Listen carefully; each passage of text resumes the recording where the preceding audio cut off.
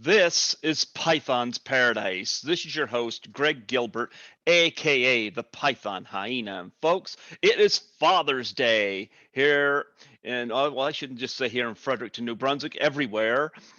And here on June 20th, 2021. And I'm in between vaccines, go get my second one here soon so that I can travel and get back to normal. Well, as normal as we can get. But folks, I miss Toronto a lot. I miss it. I mean, when you go from a little spot like here in New Brunswick and you go to a big spot like in Toronto, you're not in Kansas anymore. And I miss Toronto. And my guest today reminds me a lot of how much I miss Toronto. Because while I'm at work, although I can't watch the videos at work, I definitely listen to his walk around Horror-rama videos while I'm cleaning, you know? I give you an awesome guest. Very innovative, very musically inclined, very everything. I give you Creepy Ghoul himself of Creepy Ghoul Vision. How do you do, Creepy Ghoul? I'm doing okay, Greg. Thanks for having me, man. You know what? I gotta say, first off the bat, I think one of your best assets, and I know it's this because when I'm at work, I can't watch the videos. Yeah. Your best asset is your voice. You know what? I've been told that my entire life. Thanks for saying that, by the way. I've Yeah. been told that my entire life. I get told that at least once a week at work by my customers who walk in. And yeah, I'll be upfront and honest with you, and as stupid as this probably may sound, I am waiting for that big break for someone, anyone out there to notice my voice and be like, hey, have I got something for you? You know what I mean? But Yep. yeah, no, I Uh, hear it. I hear it often. Well, I remember that 2014 Horror-rama walk around video. You say, "Is my commentary getting boring yet?" And I'm like, "No, I keep remember going." that. I remember that. Yeah, Yeah, yeah. like your commentary is great, you know. And of course, you got a great look to you. You know, you always got either a mask or the glasses. You know, you got the glasses there today, but the long hair. You got your own thing going for you. You know, how long did it take you to come up with how you wanted to present yourself? Like, did you have an image or an idea all along? No, not really, man. I mean, like right now, I'm wearing my signature bone gloves that I've worn at every single horror convention Oh I've been to. yeah. You know what I mean? And Yep. when I do my horror-related videos, I like to wear my signature bone gloves. These have been with me for a long time. They're all ripped to shreds, type of thing. But anyhow, um, no. You know what? I've been into horror honestly my whole life. This year, this November, I'll be 47. I've been into horror my whole life since I was a kid. Remember the days of we have a TV station here called WUTV Buffalo 29, Mm-hmm. and back in the day, I remembered on Saturday afternoons at around 3ish or so, one or something like that.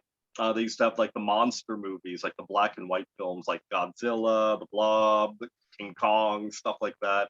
I remember me and my dad used to watch those movies. This is when I was like, I'm guessing like 6, 7, 8 years old, type of thing, right? Mm-hmm. Horror, yeah, the horror has always just resonated with me since I was a kid. And then growing up, I remember reading Bram Stoker's Dracula. If I had to guess, I would probably have to say grade 4. And to this day, that was the one book that I've read more than any other book I could think of, was Bram Stoker's Dracula. Loved it. Mm-hmm. I read that book, that copy I got at school, book fair. I read it till the pages just deteriorated, man. I tell you, it was great. But yeah, no. It was growing up and stuff like that. It was just, things I pieced together. I mean, one of my favorite bands of all time, obviously, is the Misfits, right? And Misfits. Yep. I get a lot of my inspiration from them. I've been into them since '86, around '86, and I've seen them play in Toronto about, I'm guessing, 23 times, Mm-hmm. which is probably almost every time they've been here. And it was just one of those things. Back in the day, that band just resonated with me, and it just the band just changed my life, man. I'm telling you. Hmm. With what I'm into and I guess how I look and whatnot and present myself. I don't know, but yeah, and it was just something that happened naturally. I mean, that's just it. I don't know what else to say. Well, It just came natural. you're about a couple of years younger than me.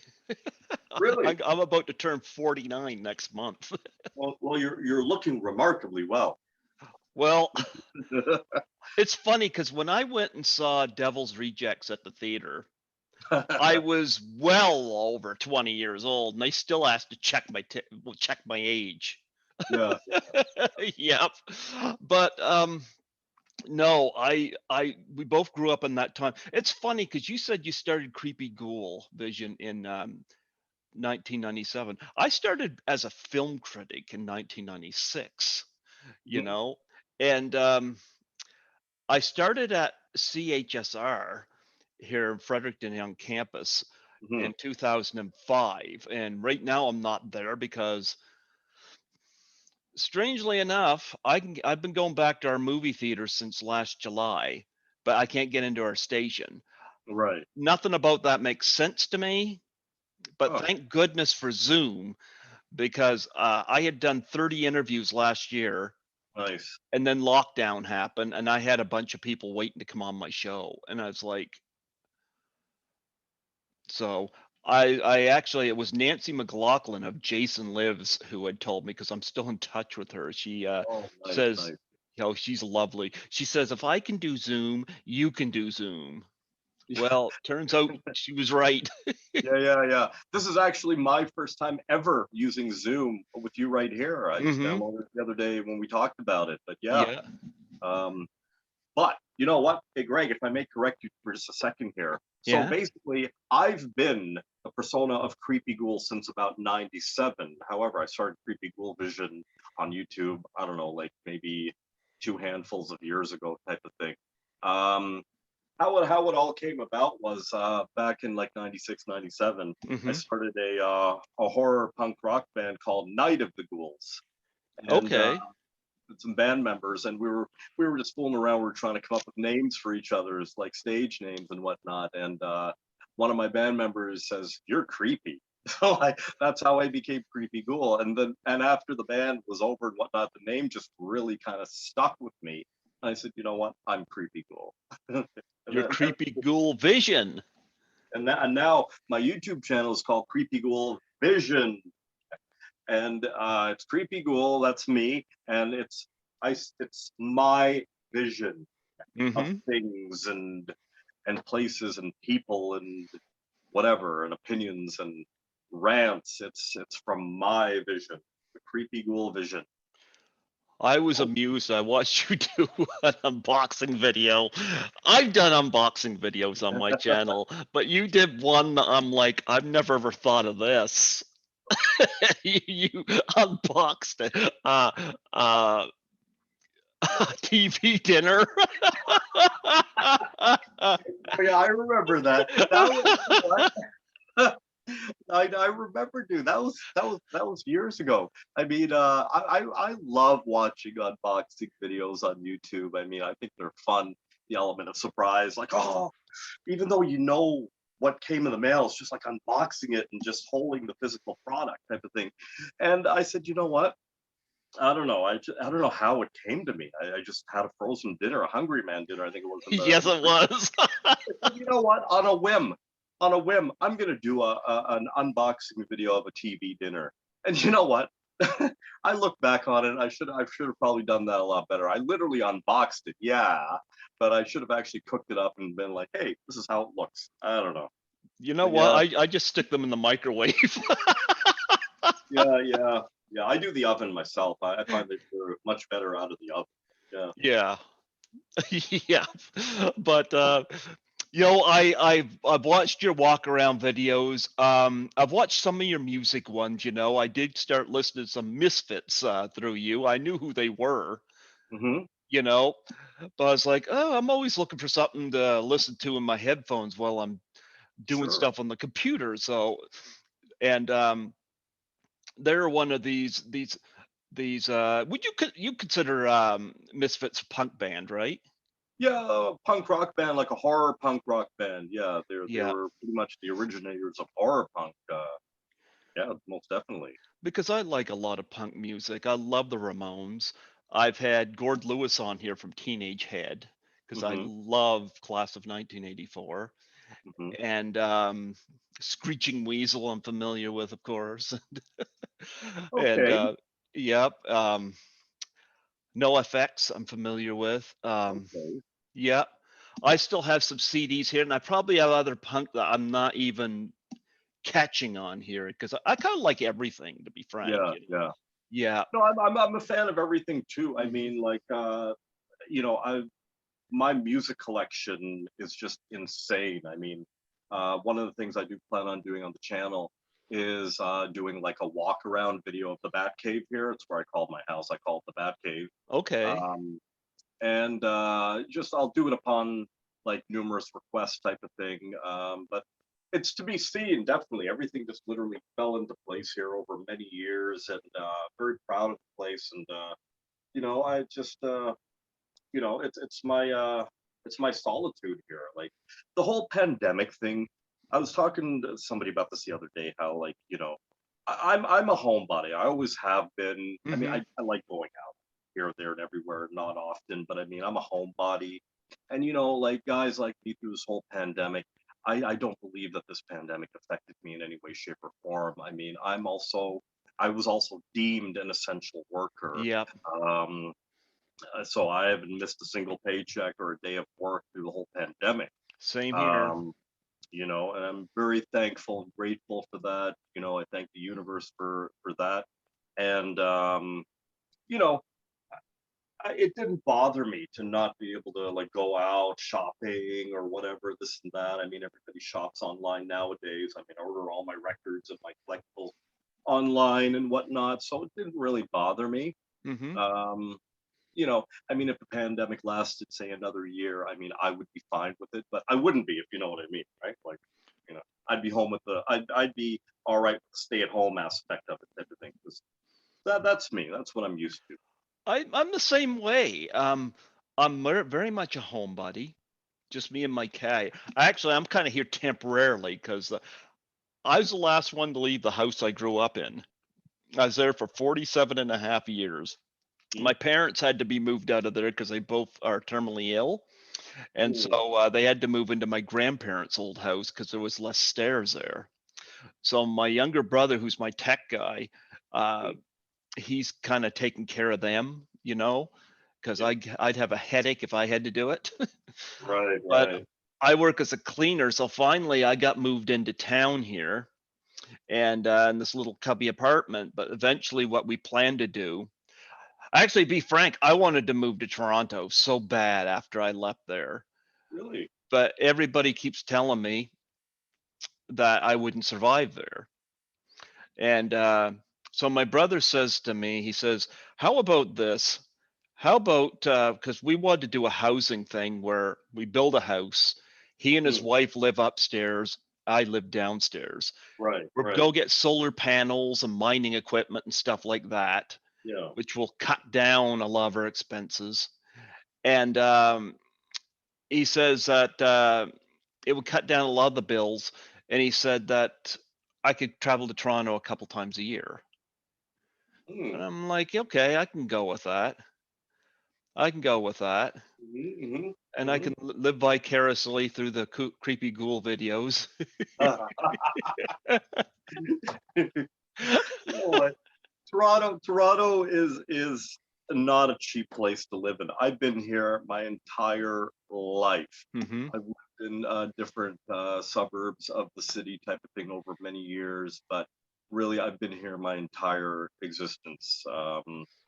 And you know, I got my house here in deepest, darkest Scarborough. My parents are like a couple blocks away type thing. It was actually my mother who found this house, and so I've been here now about just over 5 years, and I think this is pretty much where I'm going to be retiring right here. I don't want to move again. I hate moving, and I said this is Hmm. going to be it.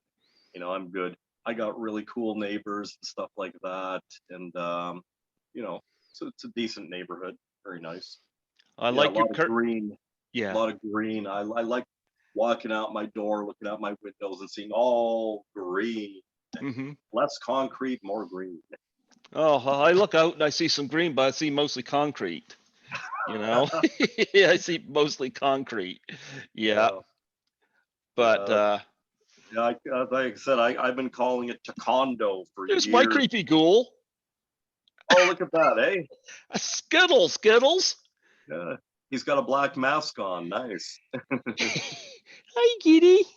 Kitty's like, why are you embarrass me on camera again? I'm not your toy.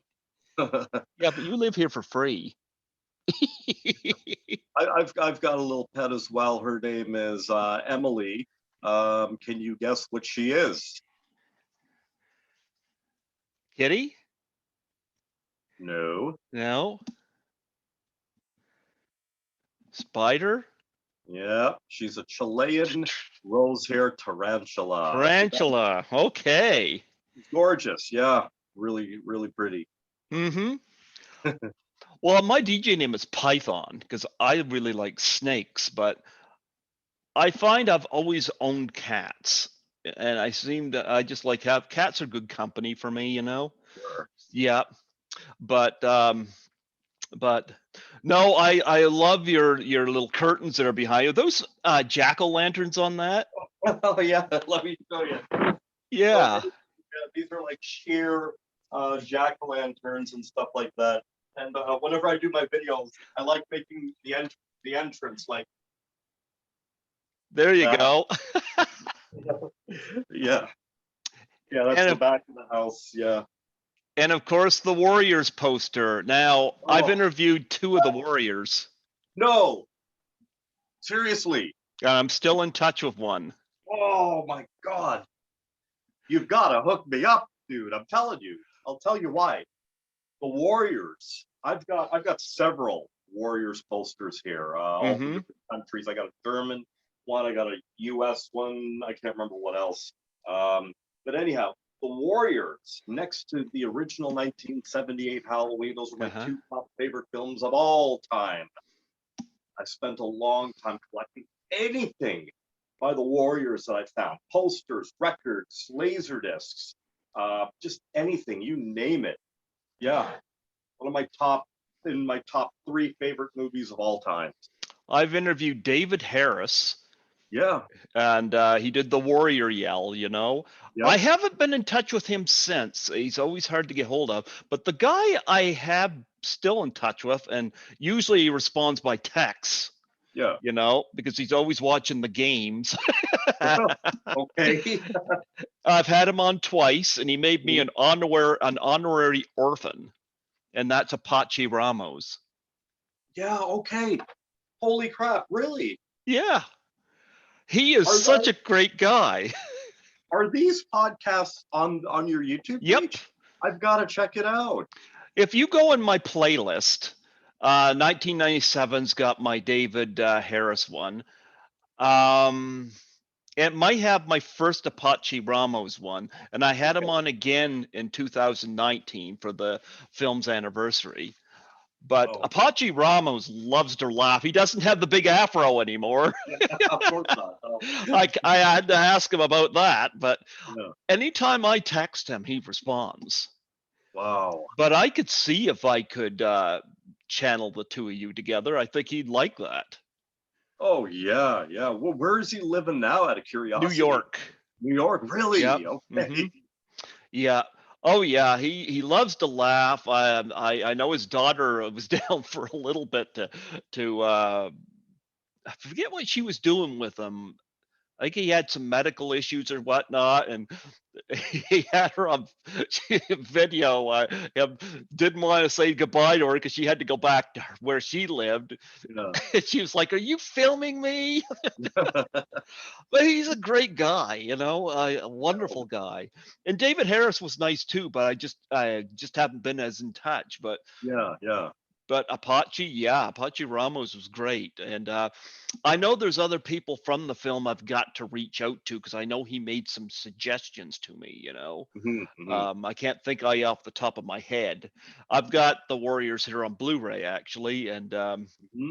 yeah, but I know I've heard you mention that film, and I was like, yeah, Apache Ramos would love that. He's a great guy. Man, yeah, yeah. I've got the Warriors action figures. I have the LP soundtrack, several copies of it actually. I've got several copies of the Laserdisc, the VHS, the DVD, the Blu-ray. Oh, you name it, man. Yeah, yeah. Well, Whatever I found Warriors, I I grab. I don't know if you're into doing interviews, but if you ever want to do a creepy ghoul interview, I might be to fix you up to do a Zoom with him or something. That would be awesome. That would Yeah. be amazing. Yeah, Now I didn't have him on Zoom. This was back when I was in the station, yeah. but no, Apache Ramos is great. Yeah. I Wow, could probably hook you up with him. that would be great. Yeah, big Warriors fan right here. Big Yeah. Warriors fan. Yeah. For Halloween one year, this is going back many years, I was one of the baseball Furies. And One of before the that, I used to go to some of these big Halloween parties. You're familiar with the Rue Morgue magazine? yeah. Yeah. I know because in your walk around video was no Rube Morgue to water it down. You know what I mean? That magazine has changed over many years, man. I'm telling you. And speaking of Rue Morgue, actually, you're looking at and you're talking The to. first subscriber. You got it. Can I you was tell the. I've been listening to you? Yeah, I can. I know. I know. Man, you've done your homework big I time. was listening to all those walk around videos while I cleaned at a UPS last night. Wow. Yeah. Yeah, yeah, yeah. No, I was the very first ever subscriber to Rue Morgue magazine. I think just before they even had a subscription available, type of thing.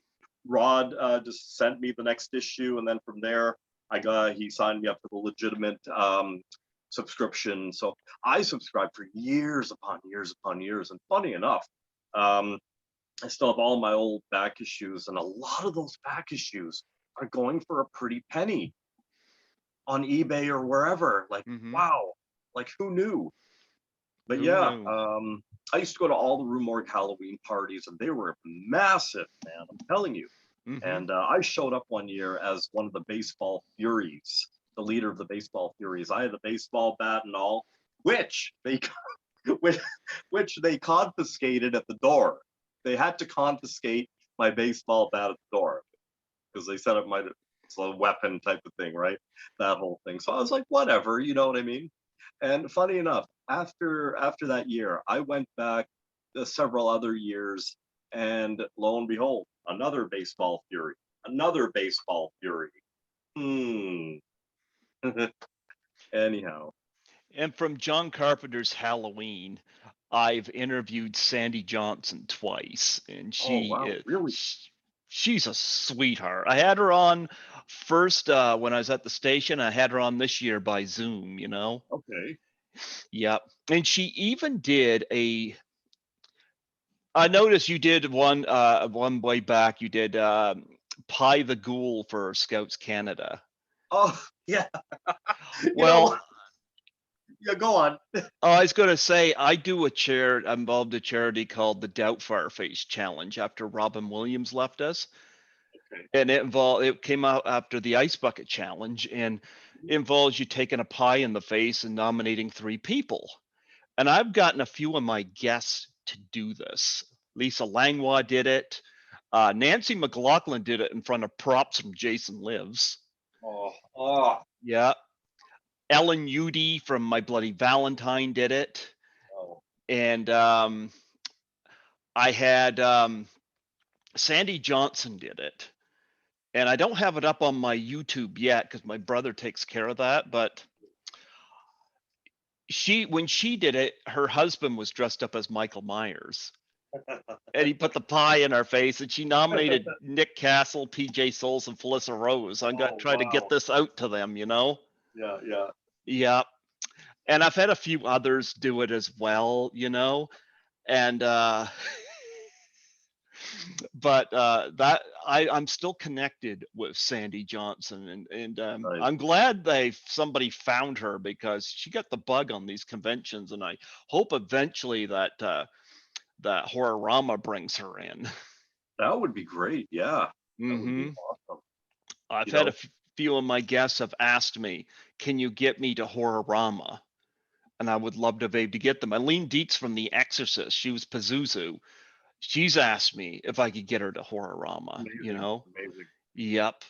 And You know, I'm still waiting to meet Linda Blair. I mean, I know she's had over the last handful of years, she's had scheduled appearances here in Toronto at some of the conventions, but she hasn't made it. I would love to meet Linda Blair. Absolutely love to. Yeah. yeah, I've tried to get her on the show here. And I wasn't talking to her, but I offered to make a donation to her animal charity Yeah. Yeah. to get her on here. And I don't know who was handling her, but whoever was handling her was asking how much I was considered donating. And I'm like, that's a bad question to ask Yeah. That. Yeah. because I'll I'm not rich, but I'm not cheap either. right. Like, I'll make a donation. And it so finally I just said the hell with it. It's like, Mhm. because whoever was handling her was not taking into any consideration that I don't get paid to do this podcast. Right. I Right. don't have to make an offer at all, Exactly. you Yeah. know. But I did get a lean Dietz from The Exorcist, and she was Pazuzu, so I was Mhm. happy to get somebody from that film. Yeah. For sure. For Yep. sure. But that didn't weigh well on me at all, but anyway, um yeah, I've never met Linda Blair. Here's my story with the conventions. I've Mhm. lived here in Fredericton my whole life, but as far as I can remember ever being is Prince Edward Island, and I'm about to be 49 this year. Now, I would get homesick just going to St. John or Moncton. Mhm. I saw Avril Lavigne in concert once in Moncton and once in St. John. Mhm. And I was in the mosh pit and I was really close to the stage. A mosh pit at an Avril Lavigne show? It was very aggressive in Moncton, but in St. John, my story there is I had this woman and her young daughter where she come up beside me and she goes, "I'm just going to stand by you because you're nice and big." I just kind of chuckled. But when people started getting rowdy, she goes, "I'm here with my daughter. Stop shoving and pushing." People stopped shoving and pushing. I looked at her and said, "You need me to protect you?" Oh man.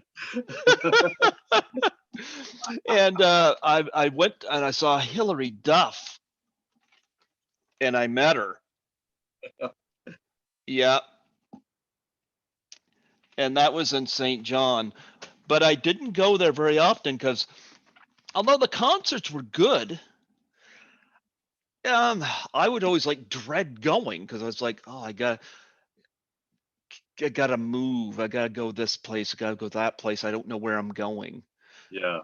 So what had happened with this is I had Lisa Langlois on my show for the second time from Mhm. class of 1984. Yeah. I love that movie. I've interviewed 5 people from that movie. And I've had Lisa on twice. And on that second interview, we got talking about travel. And she says to me, she goes, "What's stopping you?" And then she said that she was asked to do Horror-rama in 2017. Hmm.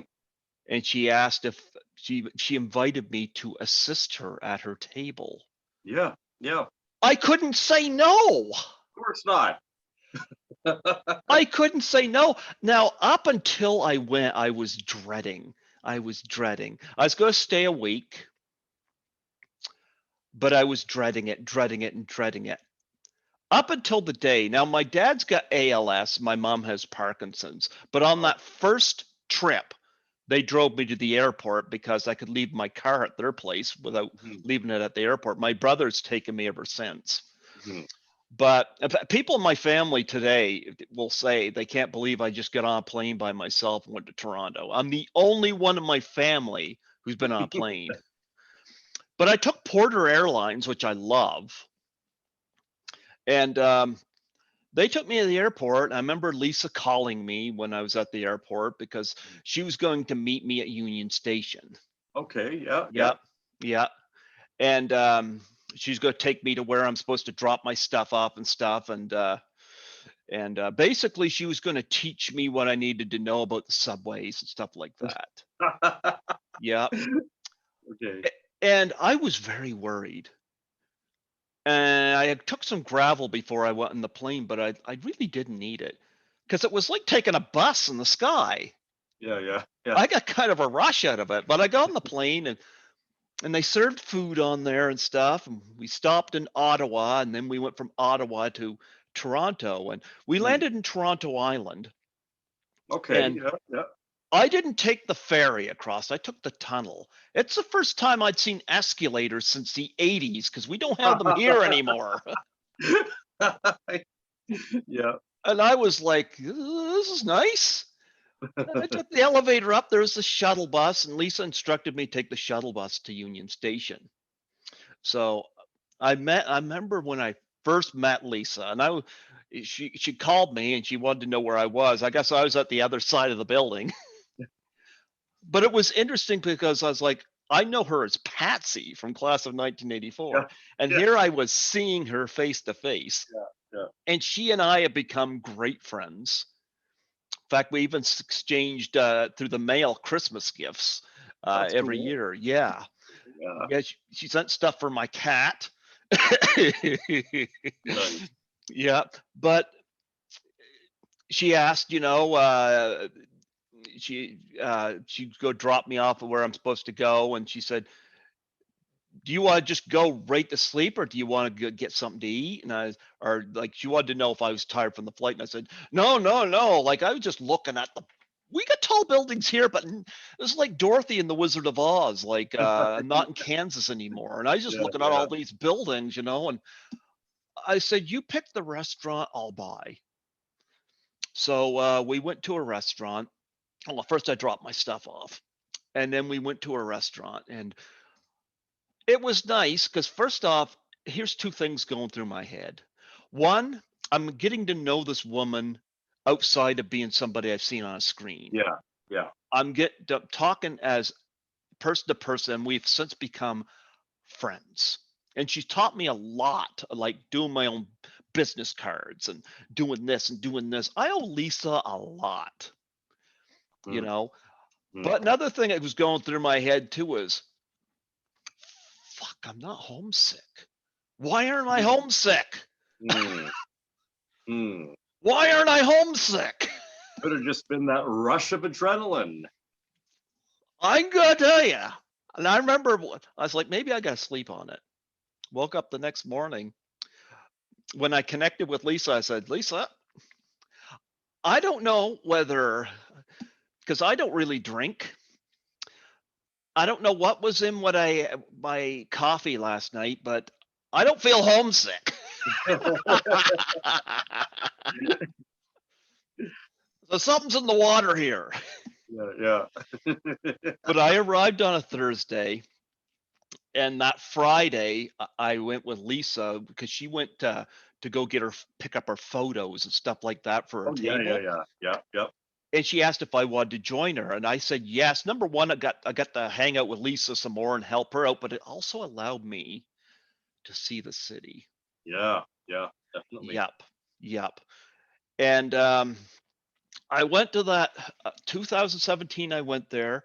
Mm-hmm. 2018, I went there for Horror-rama again, and I still connected with Lisa Mm-hmm, hmm. because I save all my scene cards, freebies for the movies, the scene for Cineplex. I save them for Toronto because I say, Lisa, pick what movies you want to see. I got a lot of free movies. Yeah, that's cool. Yep. Yeah, I've got 18 free ones right now. nice. Yep. So, and in 2019, I went to Horror-rama again, but Lisa had suggested I should do the Toronto Comic Con as well. Okay, the Fan Expo? No, the one in March. Oh, yes. Okay. I almost didn't go because Lisa was going to be in Los Angeles because she had family there. Okay. And I almost didn't go because I was like, Lisa, you won't be there in case I'm having some trouble. Hmm. But she said, yo, but this is a different type of convention than the horror ones, and you Hmm. can increase your brand and get your name out there. I was reluctant, but I went. Hmm. But what she really was wanting to do? She wanted to see how I'd make out on my own. Yeah, that's what I was just thinking, actually. Yep, I kind of figured as much. And she Yeah. called me that weekend one time, asked me how I was making out, and I said, well, I'm a slow learner, but you taught me well on the subway.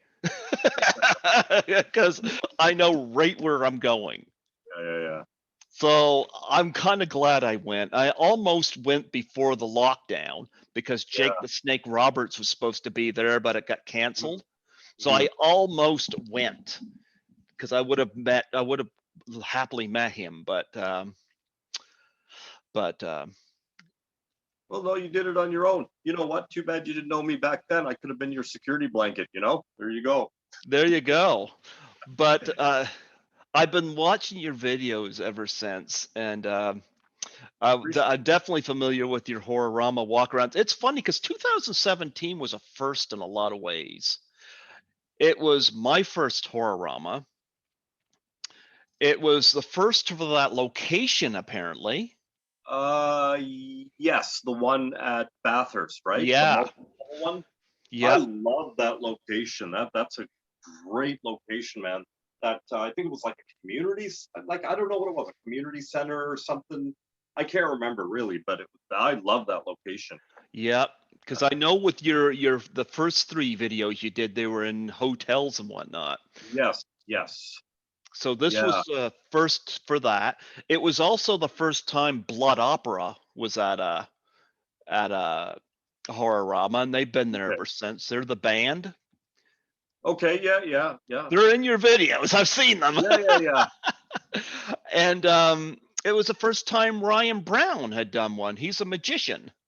Yeah, I remember him. Yeah, Hmm. Yeah, yeah. I've had him on here a couple times, and so it was a first in a lot of ways. And it was the first time Allie Chappell had been to a convention, and she's Chris Alexander's girlfriend, but she's Yeah, also an actress. And she worked at the refreshment center there down the bottom floor. yeah. I Because know who she is. Yeah. yeah, I had Allie on here back in February, and actually, she had signed this Necropolis Legion. Oh, cool. I prefer Blu-rays, but Really, eh? yeah, I'm a Blu-ray person, but this wasn't on Blu-ray, and I thought, well, Mhm. if she's got it, she's gonna sign it, I'll get it, and it was actually All really right. good. How do you feel about VHS? You know what? It's funny. I got a book here. I just got in the mail about VHS collecting. I don't. Hmm. What a strange coincidence. I'm going to let you finish, and I'll tell Yeah, you something. I'm trying to think of where I put Is it is it called actually called VHS collecting? It's got like a bunch of VHS horror titles on it. It's got a couple hands on it. Is that the one? just give me a second. Yeah. Because if it is, what a strange coincidence that is.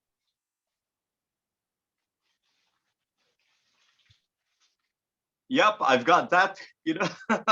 There you go. Hey, talk about synchronicity, man. Like this was meant to be. I'm literally three-quarters of the way through that book as we're speaking right now. Well, I'm on page 15 because Okay. I've got a few other books here too because I did a tribute to Ray Harryhausen. I did three of them Oh, because I nice. love Clash of the Titans. Yeah, me too. Me Yep. too. And childhood favorite there, definitely. that's one of my all-time favorites. And I've had John Walsh on 3 times in tribute to Ray. Cool.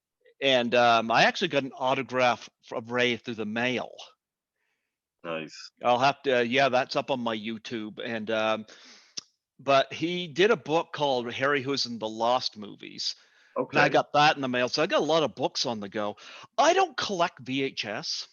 So I'm Okay. not big on the fast forward rewinding this and that. I don't miss that, but I'm fascinated. Number one, Yes. I had an uncle who owned a video store from 1981 to 1988. Okay.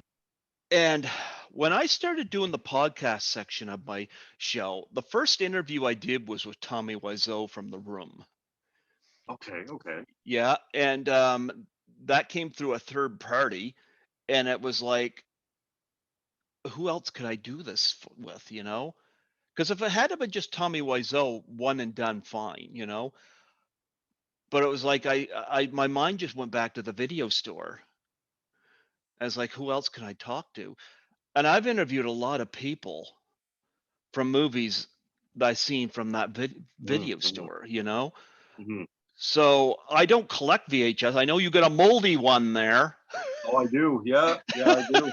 I got an extremely moldy one I got at Horror-rama. The vendor pretty much, I think he gave it to me for nothing actually, or I paid like $1 for it or something. I don't know. Two But bucks. was it $2? Okay. How is it that I know your stuff better than you? Oh, I know. I don't know. But But I'm you know what though? fascinated by this because, Yes, yeah. that's a really nice read. It's a quick read. Honestly, Hmm. keep at it. Yep. Honestly, I'm almost through that book right now. I got it on Amazon. It was a really good price. It's like I think it's like $20 or 15 or something like that. Yep. Um, really good book. My one thing about that book, the author, he's Canadian. Okay. He's from here in Toronto, I think. Um, I wish that he had left his contact information in that book, at least an email address or something like that. So I would love to get in contact with him and just, discuss what I've read so far in the book and the aspects of This is why collecting. you got You to, know, I know you're against it, but you know what? You might want to get a Facebook yeah, I because knew you were going to say that. this is how I get in contact with a lot. I believe you, man. I Yep. totally believe you. I'm just not that social media I know. I bandwagon I get jumper. that too. You I know, do Facebook mainly to do stuff with yeah, my show. yeah. Yeah. and Yeah. and, I'm a big believer in like fate and the universe. And if I'm meant to meet this person or get in contact with this person, it's gonna happen Well, get a naturally, right? Facebook, and I can join you and Apache as friends on Facebook Okay. because he's on there. Well, There but you you know what go. though? Now you're hooked. No, no, no. He'll make you an But orphan. no, but you know what? Continue on with that book, man. Seriously, it's a quick, fast, easy read, and it's a really cool little book. I'm I enjoying it definitely so recommend that far. book. Yeah. Yeah, good, good, Hmm. good. Yeah, I'm almost done. Yeah. Yep. But yeah, I've got that book here, and I've got one on teen movies, teen movie hell. I've got here. I've got a lot of because anything I do read is mostly about films, and Yeah, yeah. and um, You know what I still have a very extremely strong appreciation for, and when I find them, say nowadays in thrift stores, I usually grab them. I love the old film books, the Video Hound film books, the what do you call it? You know what I mean, right? yep. Like 1990 to whatever, like those film books that they give like 5 stars in the description of the film. You know what I'm saying, right? Mm-hmm. I love those books so much. I've Mm-hmm. always collected them, even way back when they were actually available. But yeah, I scoop them up at the thrift stores whenever I find them. But yeah, love them, especially the Yes. horror ones. Yeah, Oh yeah. Oh yeah. Yeah. But yeah, that was what kind of got me started here, and it just took off because I remember after Tommy Wiseau, my first thing was my first thought was, yeah, that my uncle's video store, but I also was like, thinking about all the women I had crushes on growing up. I was like, would any of them talk to me? Like, And I remember the first two people I reached out to was Adrienne King from Friday the 13th and Lisa Langlois from Class of 1984. Yeah, yeah. Adrienne King got back to me quite right away. And I remember when she did, I kind of leaned back on my chair and it's like she responded. I was like, okay, I'll run with this. Hmm. Lisa got back to me eventually because she's not on social media a lot. And she and I have now become friends. Hmm. So, and another thing I do too is I do tribute interviews when people have passed away. Okay. The first time I did that, I was fascinated, still am fascinated with the movie Ms. 45. Oh, I love that film, man. I I have the love that. soundtrack on LP. Beautiful soundtrack. Hmm. Great film. Great Well, film. Zoe Tamerlan passed away in 1999. She was only, I think, 37 years old. Really? Yeah, drug overdose. Oh, wow. Did not know that. I wanted to do something with that film. I wanted to do something with Zoe, and I was like, she's gone. What can I do? I've had her widow, Robert Lund, on my show 4 times, Hmm. and I'm still in touch with him, and he's planning to come on a fifth. Hmm. And I'm going to tell you the stuff he shared about Zoe. Actually, he sent me online um, some handwritten pages from her diary. Hmm. Yep. Um, so I've had him on, and I was like, I learned a lot about Zoe. Hmm. Hmm. And that was fascinating. And that kind of led me to thinking, because a lot of people are like, if somebody's gone, they're gone. But Yeah. I'm kind of like, what if you get somebody that's related to said individual? The first time people at the radio station I'm affiliated with Hmm. were shocked with my findings was when I gave them certain news, and my program director and my station manager both said the same thing. Hmm. How in the world did you get Alfred Hitchcock's granddaughter on your show? Hmm. And I got her on Twitter. Wow. But yeah, I had Hitchcock's granddaughter on here. Audrey Hepburn's eldest son out of Rome, Italy was on here. Um, Rowdy Roddy Piper's son and daughter's been on here. I'm still in touch Oh, with no his way. daughter. Yeah, yeah, yeah. Wow. I'm a big Piper fan. And Yeah, yeah, he's great. He's great. actually, Ariel, his daughter, did a Doubtfire challenge as well, which was really, really cool. And I've had Sarah Karloff and Bella Lugosi Jr. both on here, Wow, and wow, wow. and yeah, people like that. Ray Harryhausen, of course, I've done a tribute on. Mhm. Mhm. John Walsh has been on. John worked with Ray, so he's been on here 3 times celebrating his work, and so You know who I think would be like someone amazing to get in contact with? And right after that VHS book, I'm going to be starting on her book. Her name is Sandra Nemi. From okay. she wrote the book on Vampira. Just came out recently, like a little while ago, on Mail and Dermy, the real Vampira. From Plan 9? Plan 9 from Outer Okay, Space. okay. It's interesting because you said I listened to your video on this. Um, she's the niece of her, isn't she? She's the niece. You're correct. Yeah.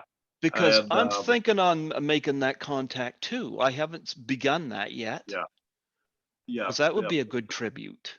Oh, most definitely put that on your list. Put her on your list for sure. I think that would be an amazing interview. Mm-hmm. Most definitely. Um, yeah, I'm gonna start that book next after my VHS book, and I'm really excited to like get into it. Most definitely, I'm a huge Vampira fan. Yeah, yeah. Definitely. What you saw, I don't know how well you see the tattoo of Vampira there, Oh, and all, I could see that. Yeah. and it's sort of it's her from an actual scene from Plan 9 coming out of the thing for the first time. But yeah, Pretty cool. Yeah, that would be a great interview, I think. Yeah. Sandra Newman, definitely. You know Can what? get I'm in going to look contact. into that. But yeah, yeah, I've been listening to a lot of your. I mostly have listened to your walk around videos because I could just plug those in and just. Well, I'm really looking forward to doing another one whenever we do the next Horror-rama. I was thinking about actually emailing Lewis to see what he's up to, and just seeing what's up with that. I'm sure he's getting flooded with emails saying like, "Hey, are you in a Horror-rama? What's up? What's going on? Blah blah blah. This that." But yeah, what one he used to be the owner of Suspect Suspect Video here in video. Yeah, Toronto. I've Did had you him ever on meet here twice. Lewis? Yeah. Really? Okay, cool. Yeah, Oh he's a yeah. great guy, man. Yeah, I really like him a lot. I I've used to hang. interviewed him a couple of times on here, and I always tease him about what's under his hat. Yeah, yeah, yeah. His trademark hat there. Yeah, Ghoul Trademark hat. hat. Yeah, Yeah, yeah, yeah. I like Lewis. I've had him on here twice. I was gonna have him on here again this year, but he doesn't know what's going on with Horror-rama, and I was like, Yeah, yeah. you know, I'm gonna be so disappointed if it don't happen. I will too, but in the same breath, you gotta understand. You know, that's the thing. Yeah, I would just rather things normalize I uh, hear you. Yep. as possible, as humanly possible, and we'll get back into the full swing of things. Maybe next year, who knows? But yeah. But Yeah. I've been. That's probably the only thing I've really been itching for is Horror-rama. I can't say that I've been itching to go to a show, a concert, whatever, to see this band, that band, see any bands, whatever. I'm really not itching for any of that stuff, to be honest with you. But I have been kind of sort of itching for Horror-rama. I got to admit, Yeah. you know. But yeah. But I am gonna say, um, I've watched all your walkarounds, even the ones I haven't. By the way, you could spot me for a split 2 seconds in your 2018 one. I'm actually going to go back and have a look at that. Yeah, I am. I Right am. about the minute mark, you can hear the announcement. We have a VIP, which was me, and you can just for a split 2 seconds as you turn, you got the stairs leading down. Yeah. You got the stairs going up and the stairs going down. Yep. You Yep. could just see the back of me. I had no hair, and you could just see me going down. I had a black leather jacket on. There was a hood uh, laying on the back. You could just see me going down the stairs. I'm gonna check it out. I'll check it out. I'll rewatch it. But yeah, I really enjoy doing stuff like that, man. Hmm. It's great. And you know what? The response I get when I do a walk around video, even if it's with my cell phone, you know what I mean? It's great. People are all into it, as you can see on the video. People want to be on video, and I didn't hesitate to say this is for Creepy Ghoul Vision on YouTube. Check it out. And you know what?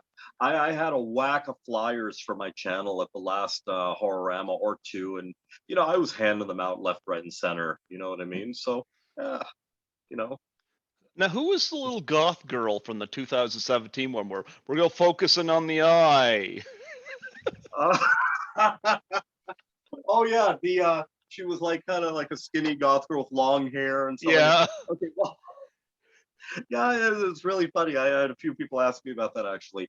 So that was my ex-wife's sister, younger sister. Yeah, at the time we all went to Horror-rama. I took them to Horror-rama. They loved it actually, and that was her younger sister who wanted to come along, so we brought her. I Yeah, just thought it was funny when you guys saw Freddy Krueger and you go, kill her, and she's like, I remember. I remember. I remember. Yeah, yeah, yeah. I thought that was funny. Yeah.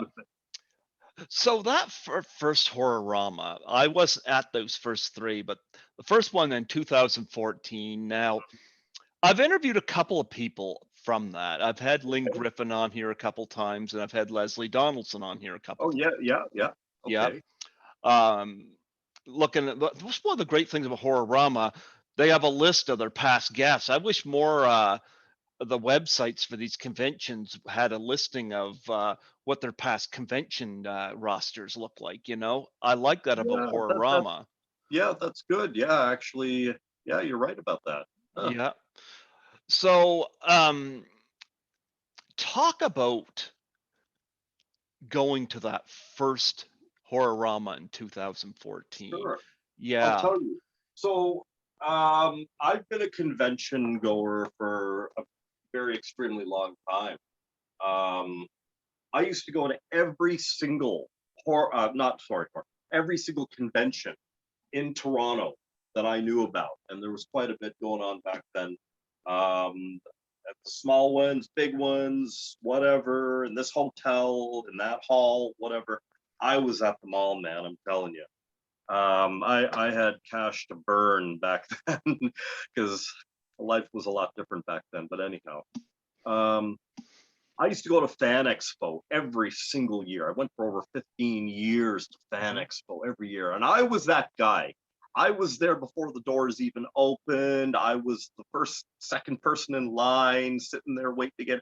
I was one of those guys, right? But and I went all 3 days when they had it. I went Friday half day. I went Saturday all day. I went Sunday all. I was that guy. But anyhow, finally,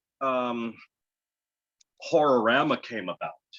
It was Mhm. announced Toronto's only all horror convention. I was just like, wow, okay, this is my shit right here, man. I'm telling you. I mean, because all the other conventions, you get everything. You got anime, you got video games, you get Mhm. a little bit of horror, you get comics, but this was an all horror convention. And I said, this is it right here, man. So I went to that first Horror-rama, and it was very intimate. I remember Yes. it was very small to medium. It was very intimate. It was all one level. Um, you could stand at one end of the place and see all the way to the other end. It was kind of like that, right? Um, and I really enjoyed myself. The buzz was on. Like there was a lot of I remember there was a lot of people there. There was a good crowd, lots of vendors, man. The place was like buzzing. Um, yeah, that's a convention I'll never forget. And after that convention, you know what I mean? I think I came home. I think I did like a haul video. I can't remember back then, but I must have or something I like didn't that. see a haul video for that. I saw you Really? did horror haul videos for all the ones I was at. Okay. Yeah. Okay. I don't know what I was doing with the channel at that time. I might have or might not have, but anyhow. Mhm. Um, yeah, no, I remember that was quite a buzz. And I said from here on end, I am not going to any more conventions other than Horror-rama because this is my shit right here. You know what I mean? Mhm. Everything and anything horror related all under one roof. What else do you need? You know what I mean? Like I'm not a gamer. I don't care Yeah, for neither am I. anime. I mean, Yeah. comic books are like okay, you know, I can take them or leave them nowadays. But I mean, yeah, you know, everything I needed was under this one roof, and I just resonated with the vibe and just like the atmosphere. It was great, man. It was great. Yeah, Yeah. I'm right now in the midst of scheduling Barbara McNaughey on my show. She'll be Okay. my fourth Suspiria interview if I get her. Man. Yeah. So, yeah, she was there. Talk about people that you got autographs from at that show. Oh, geez, who did I get autographs? I'll be honest with you. I know I got a bunch of autographs. I just trying to remember who was at that show. Okay, well, I'm looking at the web page right now. Did you meet Tom Savini? I didn't meet Tom Savini at that show, but I've met him at many other shows and have gotten stuff signed. So that's probably why I didn't want to meet Tom Savini at that show. I probably walked by him, took pictures, but I mean, yeah. Who else was there? Refresh my memory. Lisa Marie? No, no, I didn't meet her. Why didn't you meet Lisa Marie? I don't know. I don't. I give me a list of everybody there. I'll probably tell you why I didn't meet her. Okay. I Chad Archibald, okay. Who else? Leslie Donaldson, I yes, yes. Who else? Lynn Griffin, Who else?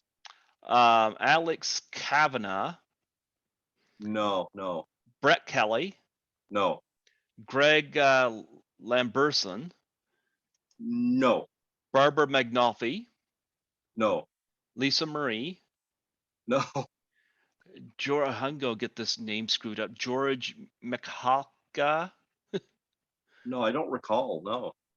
um,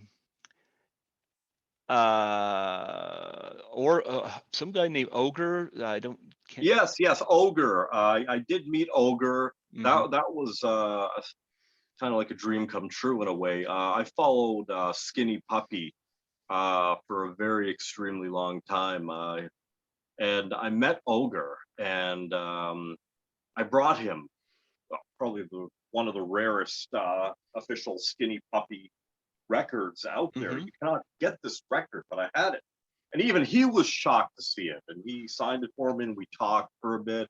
Really nice guy, really great guy. Yeah. We have Yeah. Mary Beth Rubens from Prom Night. I've interviewed the director of Prom Night 3 times, Paul Lynch. Yeah. I don't know why I didn't meet her. I'm a huge prom night fan too. Jeez. Well, Paul Lynch is a great guy. Great guy. Um, but yeah, Mary Beth Rubens, Tom Savini, Michael Slade, I uh, mean, wait, I don't remember, but yeah, who else? Javanka. Boy, these names Oh, are hard. Yavanka. I know who she, yeah, yeah. Anyways, yeah, I know who that is. And Barbara Wild. Okay. I can't pronounce her name either. Yovanka, whatever. I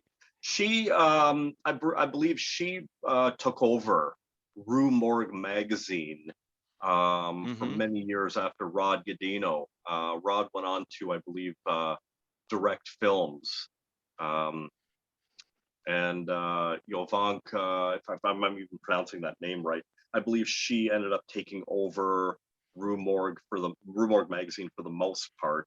I'm going to be honest with you, nothing against her or anybody, but when the changeover happened, that's when I noticed a change in Rue Morgue magazine. That's when I kind of sort of wasn't really interested in picking up Rue Morgue anymore. Just the format changed, just something changed about it, man. I just wasn't resonating with the issues anymore. So I Mm-hmm. pretty much stopped reading Rue Morgue magazine altogether.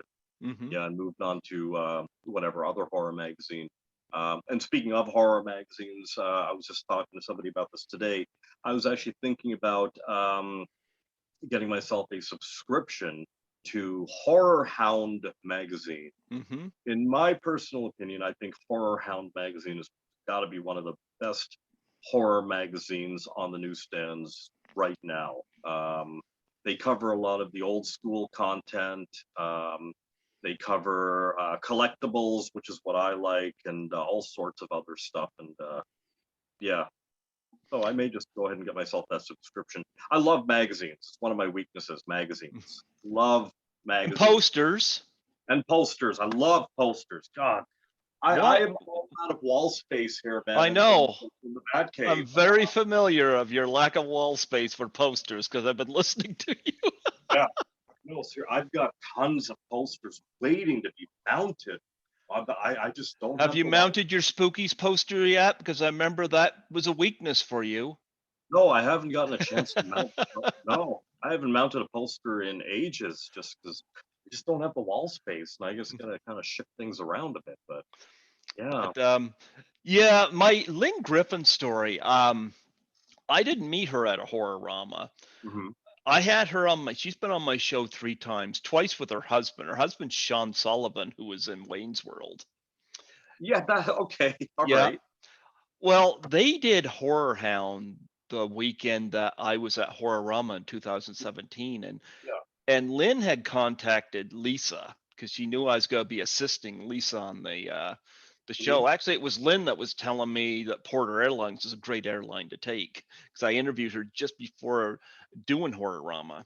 Hmm. Anyway, Lynn asked Lisa when I was heading back to Fredericton so that we could meet up, and the four of us met up at a restaurant, and Lynn and Sean signed a bunch of stuff for me, and Lynn had some pictures there from Black Christmas and whatnot, and curtains signed, and that was my Lynn Griffin story, you know.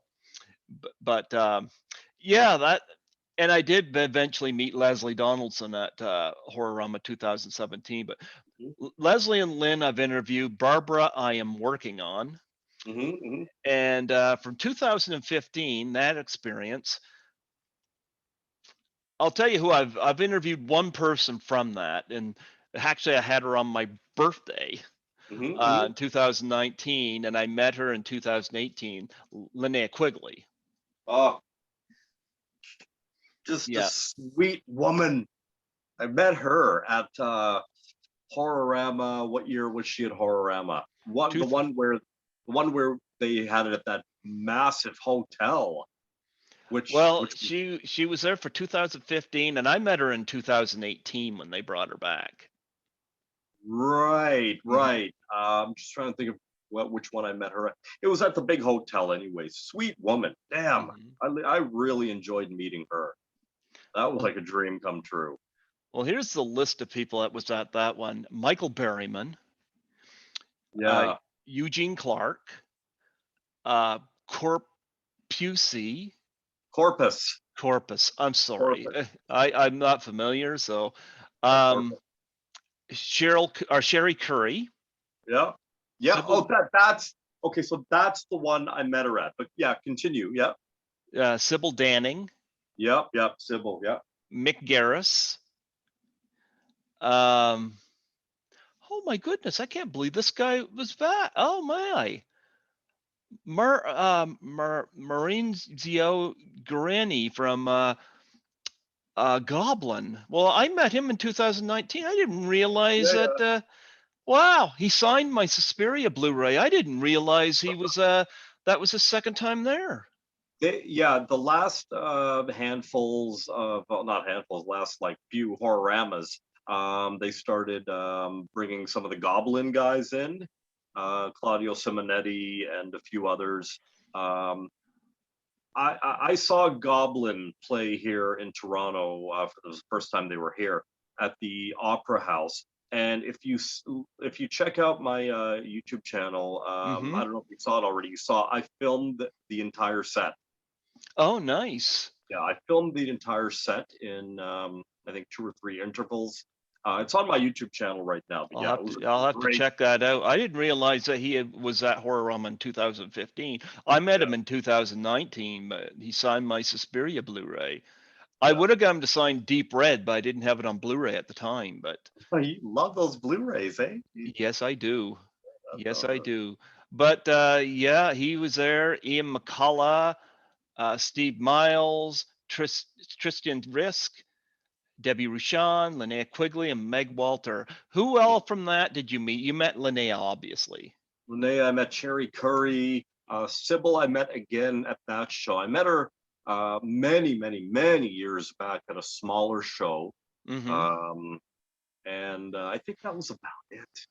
Yeah, I started getting very selective with even when I was going to Fan Expo and whatever. I started getting very selective with who I was going to meet and stuff like that, because even at the bigger conventions, I noticed that over the years, autographs and merch start getting more and more pricey as the years went on. And I'm like, I remember the times when I used to honestly pay like $10, $20 for an autograph and an 8x10 off the table or something.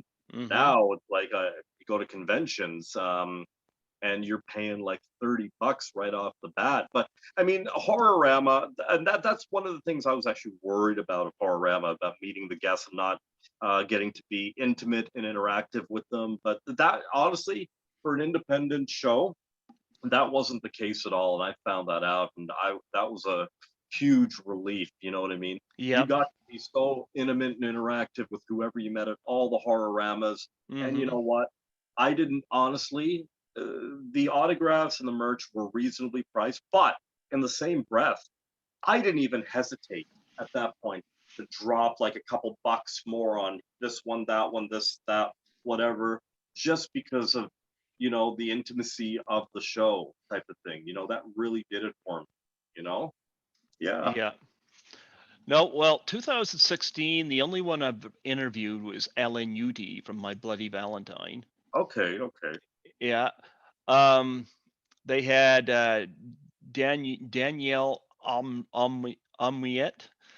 Again, I'm going to screw that up. She was in Daughters of Darkness, and Okay, okay. I love the movie. I know the film. I'm not familiar with her name, but yeah, William Lustig, the director of Maniac, Jeff yeah, Lieberman. yeah, They had the woman with the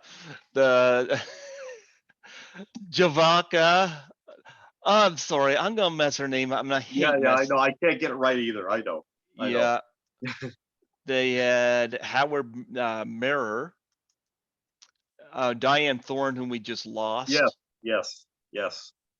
the Sentimentalist, um, David Dakota, Douglas Buck, Chad Archibald back, Art Hindle, Cindy Hines, both from The Brood. Mm-hmm. Mm-hmm. Um, Yeah, that was I think the. No, I'm thinking. No, okay. Anyways, go. On.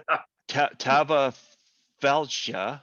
Yeah, I sat with her for quite a while. We were chatting it up from The Walking Dead, and also Tova. It's Tova, Tova. right?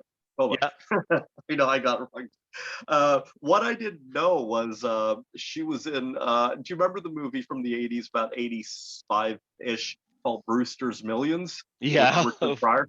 One of my Richard favorite Pryor. comedies. Yeah. I Yeah. love that. I love that comedy so much. I didn't know that she was in that film, and yeah, that was interesting. But we know her from The Walking Dead, and real sweet lady, man. I sat with her for quite a bit. We chatted. It was great. Real nice lady. I quit watching The Walking Dead after the third season because they killed off Laurie Holden and Sarah Wayne Callies both the same season, and I'm like, look, you're killing off Yeah, the eye candy. yeah, true enough. I stopped watching probably after the fifth or the sixth. You know what? I took to heart what George Romero said, and Mhm. that guy hit the nail on the head when he said it's just a zombie soap opera. And you know what? That really hit me, man. And I started thinking Mhm. about it. I'm like, you know what? He's right. This is a zombie soap opera. It is. You know, I was very fortunate um, to have met George Romero several times Mhm. over the years. Great guy, man. I'm I telling you. met his widow. Yes, I met her too. I met I, some of his family. I was actually at the memorial at where Mount Pleasant Cemetery, I believe it was, years back. mhm. I was literally maybe 2 feet away from his casket, man. It was a surreal moment. I stood there right in front of the guy's casket, and his family was over at the side and whatnot. And I said a few words under my breath, and moved on, type of thing. And that was such a surreal moment for me, man. I'm telling you. Yeah. No, but others that were at the 2016, of course, Ellen Udy, who I've Yeah. interviewed. And Jaretta, I met ah, at the 2019 one. yes, I what a great woman, man. I met her several times at Hmm. the Horror-ramas, and I got some really really great stuff from her table there, and Hmm. some photos and whatnot. Really cool woman. Really cool woman. I actually gave her a flyer for Creepy Ghoul Vision. I don't know if she ever checked it out, but I did give her one. I go, yeah. I don't know. Yeah, I said to her, I don't know if you're into horror, but you want to check out this site. But yeah, she had a good laugh. they had a couple people from the gate there. Yes, they had the Gate reunion. There was a few people there, Hmm. um, and I think what was that other film? I don't remember, but they had a couple reunions there. The Brood might have been one of them. I'm not sure, but I know the Gate was one of them. Yeah. Now, 2017, that was my first year. I've interviewed six people from this list. And of course, I assisted Lisa at her table. Hmm. I've had Lisa on a couple times. I've had Leslie Donaldson on a couple times. Um, and I've interviewed John Harrison. Hmm. I've interviewed Carol Zitier, the composer of Black Christmas. I've interviewed Ryan Brown, and I've interviewed Vernon Wells. Okay. Now, Mink Stoll, I met her. I didn't get her on the show, but I don't think she was going to do it. I have a feeling she wasn't into it. But what I did to Yeah, counter that, yeah. I got I did a tribute interview on Cookie Mueller, who was the woman that was sexually assaulted by the chicken and Pink Yeah, Flamingos. yep, I remember. I had her son on the show, Oh, and her son informed me that he was the baby that was given to the lesbian couple in the film. no. Yeah, and he has a good chuckle about it. Oh man. Wow. I will never ever forget the first time I saw Pink Flamingos. Whoa. I don't want to give too much of it away for people who haven't seen the movie, but like, man. Well, Lisa had not seen it, and she went with me when Mink did her Q&A at it. Yeah. And I had seen it once before. Anyway, by the end of the film, Lisa didn't like the film, but she remarked she the only thing she was remarking about was how young Mink Stoll looked in the film. Oh, extremely. Yeah, Yeah. yeah. I mean, she said it's not something she wants to see again, but I mean, she was happy for the Yeah. experience of going to Yeah. see it. Yeah. That would probably be the usual reaction. Like what is this shit? Yeah, I but love it. I love it. yeah, I like Polyester the best for John Waters Oh film. yes, it was cool. Yeah. Yeah. Oh yes, it was cool. Did you meet Mink Stoll? I didn't meet Mink Stoll, no. Oh yeah. No, I I would have liked to though. I would have liked to. um Frank Hallen Heenenlotter. I didn't meet Yeah. him, but I got a copy of Brain Damage on Blu-ray. They screened that there. That was an odd film. Mhm, mhm. Um John Russo I met. Yep, yep. Met Hadn't those had him guys. on yet, but and of course Ashley Williams from Human Centipede. She was stunning. Yes. Yes. So who all over this group did you meet? I know you met John Russo. So John Russo, I met him, yes. And I met him previously to that at another convention with a whole bunch of other Night of the Living Dead crew. Um, I'm just trying to think. I brought a Laserdisc copy of Night of the Living Dead for him to sign, and he was looking at it like, oh wow, like what is this? Mm-hmm. So I thought it's a Laserdisc, and yeah, he signed it for me. I got them all to sign it for me and everything, and grabbed some stuff off the table and whatnot.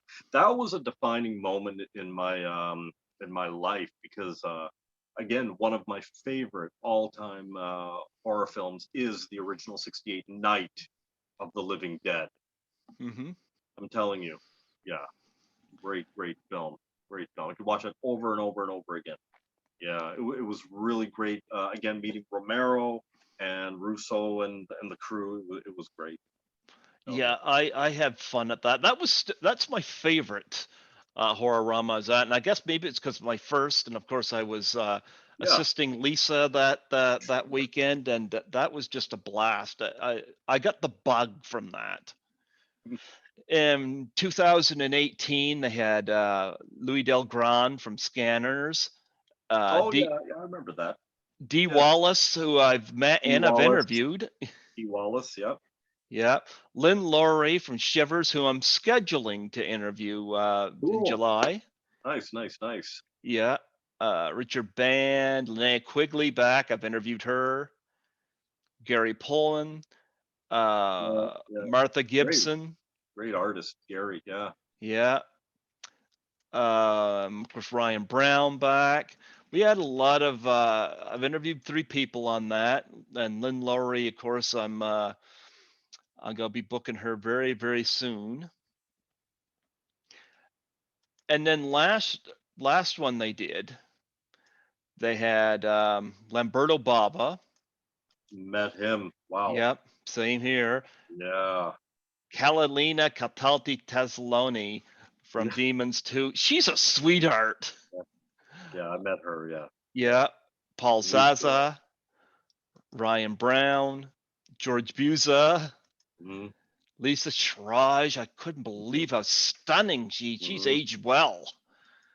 Yeah. I remember. I Jaretta remember. Jaretta, Loretta. Yeah. I met her again. Yeah. Bruce Pittman. Lisa and I met Bruce Pittman at a pub and after Horror-rama, and just had dinner with him.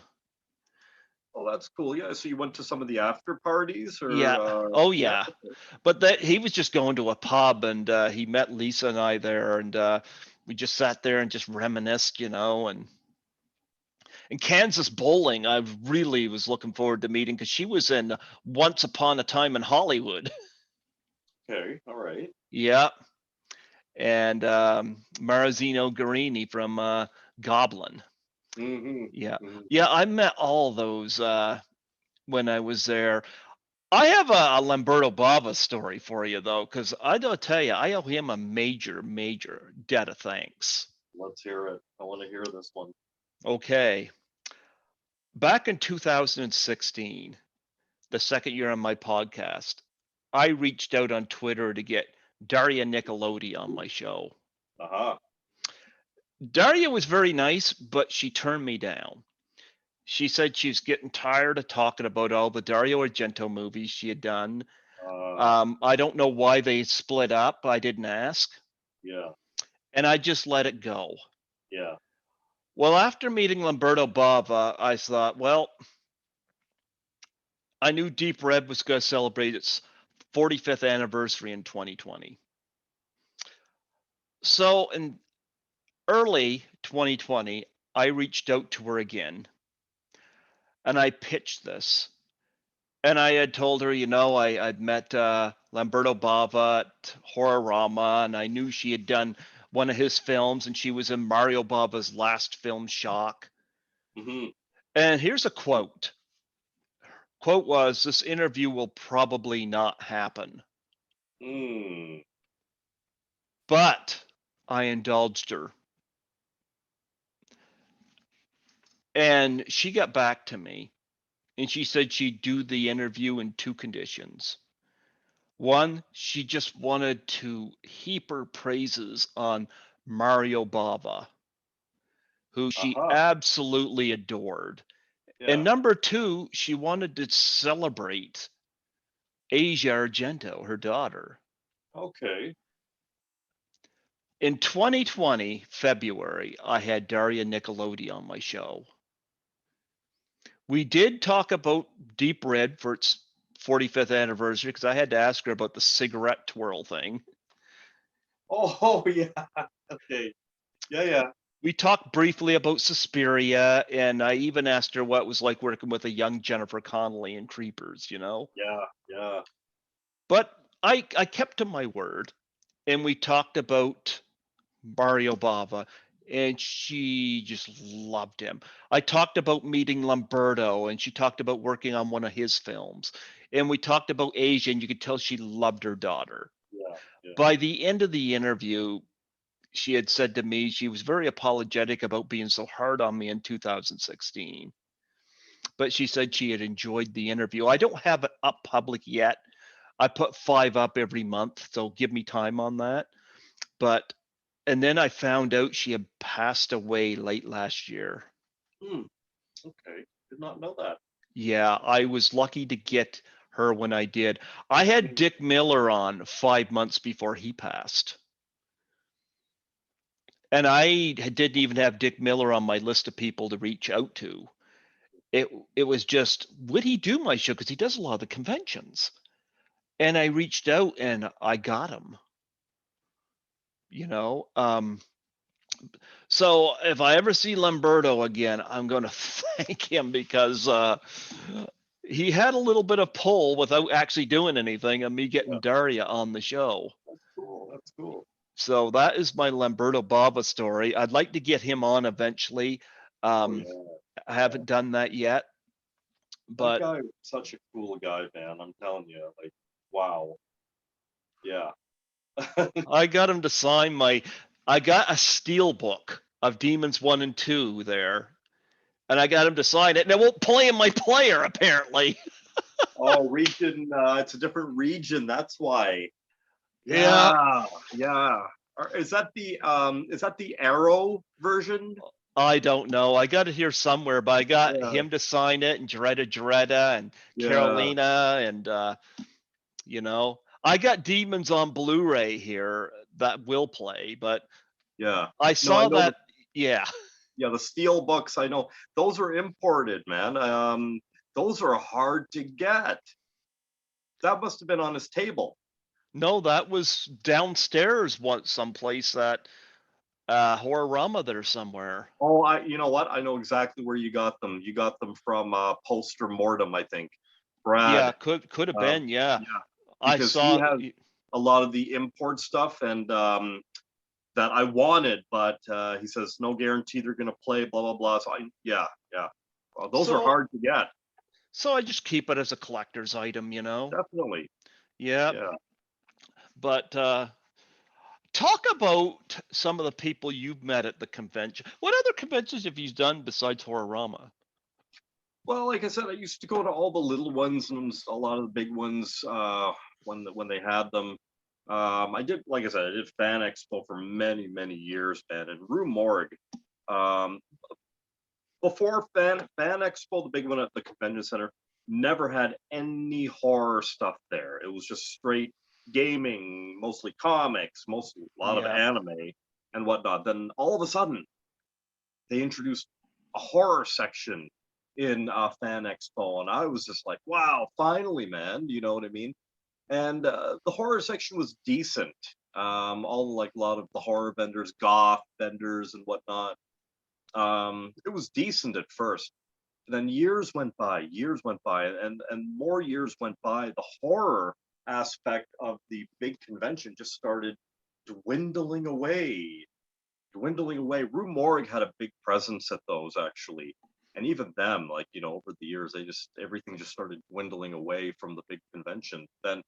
Um, then Horror-rama came about, and everybody was all under one roof. But um, it was really funny how and I don't know. I just found it kind of unusual, but like in a way a relief that Rue Morgue wasn't present at Horror-rama type of thing, just because of the changeover in Rue Morgue, and it just wasn't the same anymore. Hmm. But yeah, I mean, I enjoyed going to all those conventions. But Horror-rama is my thing, man. I mean, I it's did all like, one Toronto Comic Con. I'm going to tell you the big difference. mhm, I like the Toronto Comic Con, but not as intimate. And I'm going to tell you, yeah, I think I waited 90 minutes in line to get Ron Perlman's autograph. A long time, but I was getting his autograph for other people as well. So, but out of the guests there, nobody was rude. Nobody was rude. Everybody mhm, was polite. But there were only two that stood out mhm, as you got certain people, they're there to collect money. And then there's certain mhm, people there, they're really digging this. yep, And at oh yeah, the Toronto Comic Con, there were two individuals that fit that bill. One was John Rhys Davies from Raiders of the Lost Ark. He okay, was he was loving it. He was loving it. And the other one was Corbin Burson from Major League.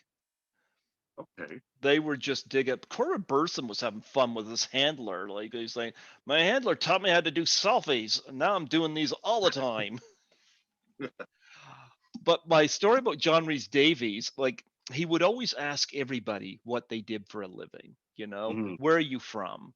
mhm. But when I got my picture taken with, he signed my Raiders of the Lost Ark Blu-ray, and he put his arm around me and he started going like this into my side to get me to react, and I did.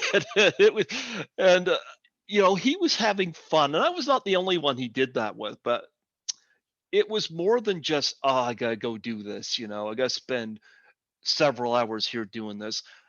they were having an experience, and it's not to say the others weren't, Yeah, yeah, you know, but those were the two that really stood out to me. At Horror-rama, everybody stands out to me, yeah, yeah. you I know? will agree with that, definitely. It's more intimate and interactive, if that's what you want to call it. Mhm. Um, you just feel like you're a part of the community, and it is a community, and it's not just like, like different like genres under one roof, and everybody's there to make a buck type of thing. I mean, of course, everybody's there to like, like promote their stuff and like, maybe sell some merch off their table and whatnot. But I mean, it just the overall feel. It's like a family. Like you're part of this family, this clique, this gang. You know what I mean?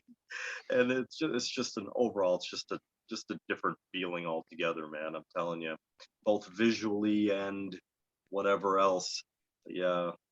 Um, the longest lineup, getting back to like lineups, that Mhm. I've ever waited in was, I waited 3 hours in a lineup to meet Clive Barker. Okay. And yeah, back then, that's how it was. That was at the Fan Expo, right? Used to Mhm. wait in these long ass lineups, man. I'm telling you, I waited in line to meet Bruce Campbell and whoever else, but yeah, 3 hours to meet Clive Barker. And you know what? I got to spend like about 10 minutes with the guy. You know what I mean? Sitting right next to him, talking about crap, and that was about it. So nowadays, would I do that? Probably not. You know what I mean? Um, but this was a long time, the early Yeah. convention days. But Oh, yeah. yeah. Well, you mentioned community. That's interesting because I remember the first year I went, I was wearing a Clockwork Orange T-shirt, Okay. and this woman come up to me dressed as a demented clown, and she said she liked my T-shirt, and then she rolled her sleeve up, and she had a Clockwork Orange tattooed on her. Ooh, cool. That was pretty cool, you know. I All did right. one interview from Clockwork Orange. I had Clive Francis, who was the lodger. Okay. All right. The guy Not that was every. he was the guy that was in Alex's room whenever he got out of prison and went home. Okay. All right. That guy. All right. Yeah. Yeah. Yeah. Very, very polite guy. Very nice guy. Oh. Yep. I had him on from Clockwork Orange, and that was a lot of fun. But yeah, that was a feeling of community that I had there. Another thing I gotta bring up, like when you do these walkarounds, this is one thing that just gets me lost. Mm. Is the music that's playing around. I know the 2014, and I'll have to pinpoint this in a private message to you because I know when your video cut out, there was some song playing I'd never heard before. And in the background, I was wondering what it was, Huh. but the DJ was playing it. But I think I got, and so I think in some of my Horror-rama videos, because of the background music, I think I got lightly dinged by YouTube on the whole copyright thing. I mean, it oh was nothing yeah, to be alarmed about. They're just, letting me know, hey, whatever. But yeah, like I love the music that they've been playing at Horror-rama, man. It's a great mix. I've thrown in a few requests as well, like goth rock and stuff like that. But I mean, yeah, yeah, yeah. I'm pretty sure you're gonna be able to find out what that song is with easily. Yeah, well, yeah. 2017, I remember Big Mouth Strikes Again by the Smiths Well, yes, playing. we mentioned that. Yeah, yeah. Yep. Yep. I must have couldn't have been too far away from you when you shot that because I remember when that was playing. I was up in there around there somewhere.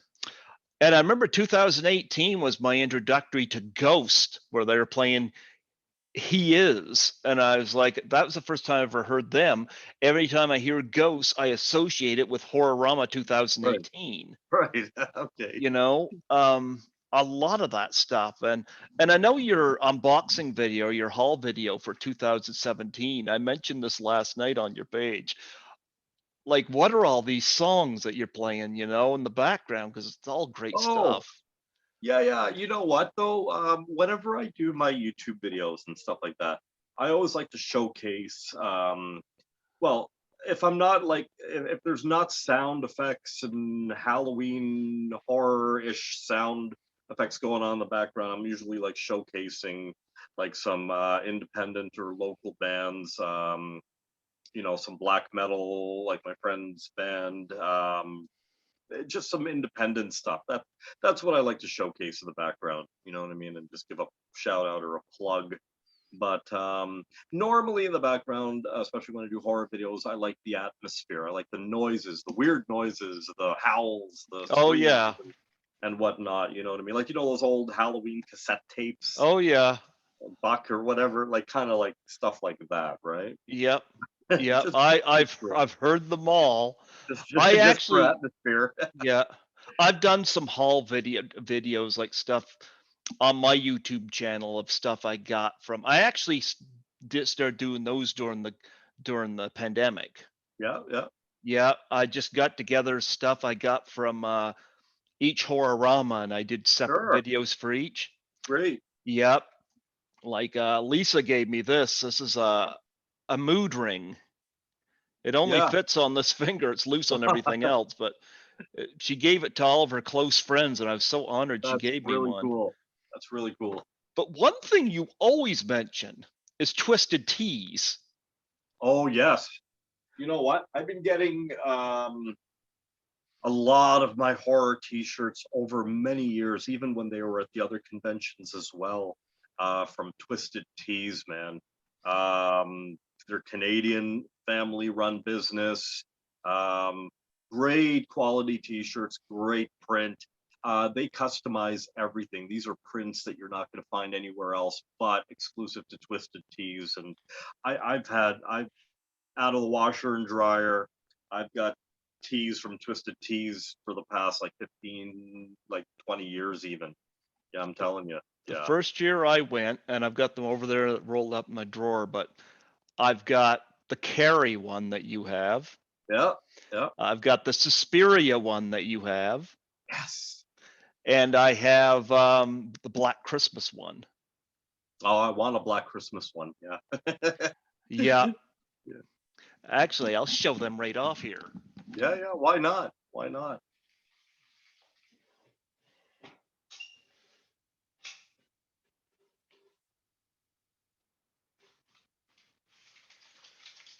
Here we are. There we are. Oops, See those. wrong way. I know. Yeah, this Carrie one is beautiful. It is. It is. That's the new artwork from the new Blu-ray edition of Carrie. That's brand new artwork. That's great. Yep, I I love that. got I got that there. That is beautiful. I got Yep. that. I got. I've interviewed one person from Carrie, Terry Bolo, who is one of the bullies. Okay. Okay. Yeah, There it is right there. Suspiria. Another. I love. You know what I love about that shirt? What Mm-hmm. attracted me? The colors. Yeah.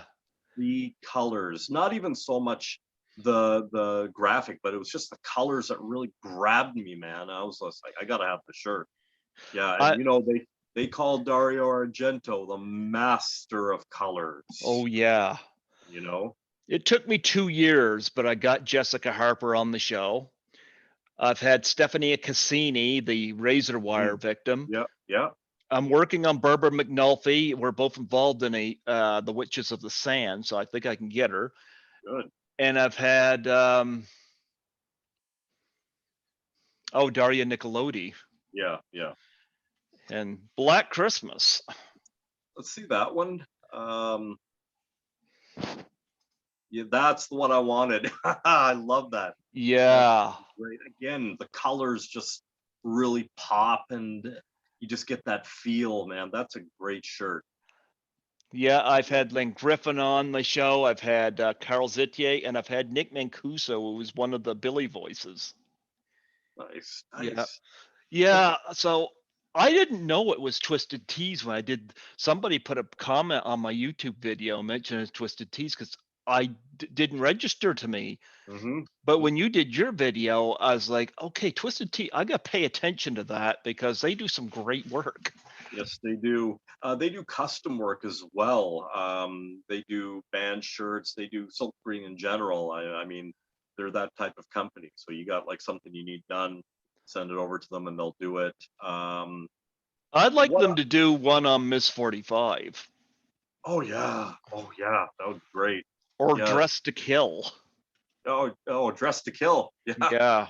that's a nice cover. Yep. Um, One thing with Twisted Teas, and I totally missed out on this many moons ago, and you probably would have loved this too. They Hmm. had a Warriors line. They had the Warriors baseball cap embroidered. It was just absolutely stunning. Um, they also had this amazing Warriors zip up hoodie, custom designed to Twisted Teas, man. You need to look this up. I'm telling you, I'm pretty sure you can find images on it online. It was just wow, and it was made in very extremely limited quantities, and I missed out on it. Would have loved to have had it. I'm Hmm. telling you, yeah. Yeah. So, what are some of your greatest memories of Horror-rama? Like Greatest people, memories of Horror-rama? yeah. Honestly, I would have to say the finds. Yeah, like meeting the people are great. Like I Hmm. just it, Jaretta, man. I'm telling you, I love film demons. Holy hell! And just to finally, and she really stood out in that film. She really popped. Her character just really popped as that first demon, and just meeting her was just like, wow. You know what I mean? I was a little starstruck, I got to admit, Hmm. but you know, um, I love shopping at Horror-rama, man. I'm telling you, there's vendors there from all over the place, and you just find that very special something that you couldn't find anywhere or get anywhere else, and it'll just remind you forever that I got this at Horror-rama. Doesn't matter if it was Horror-rama 1, 2, 3, 4, 5. I got this at Horror-rama. You know what I mean? But Yeah. yeah, I do love shopping. Just the whole atmosphere, man.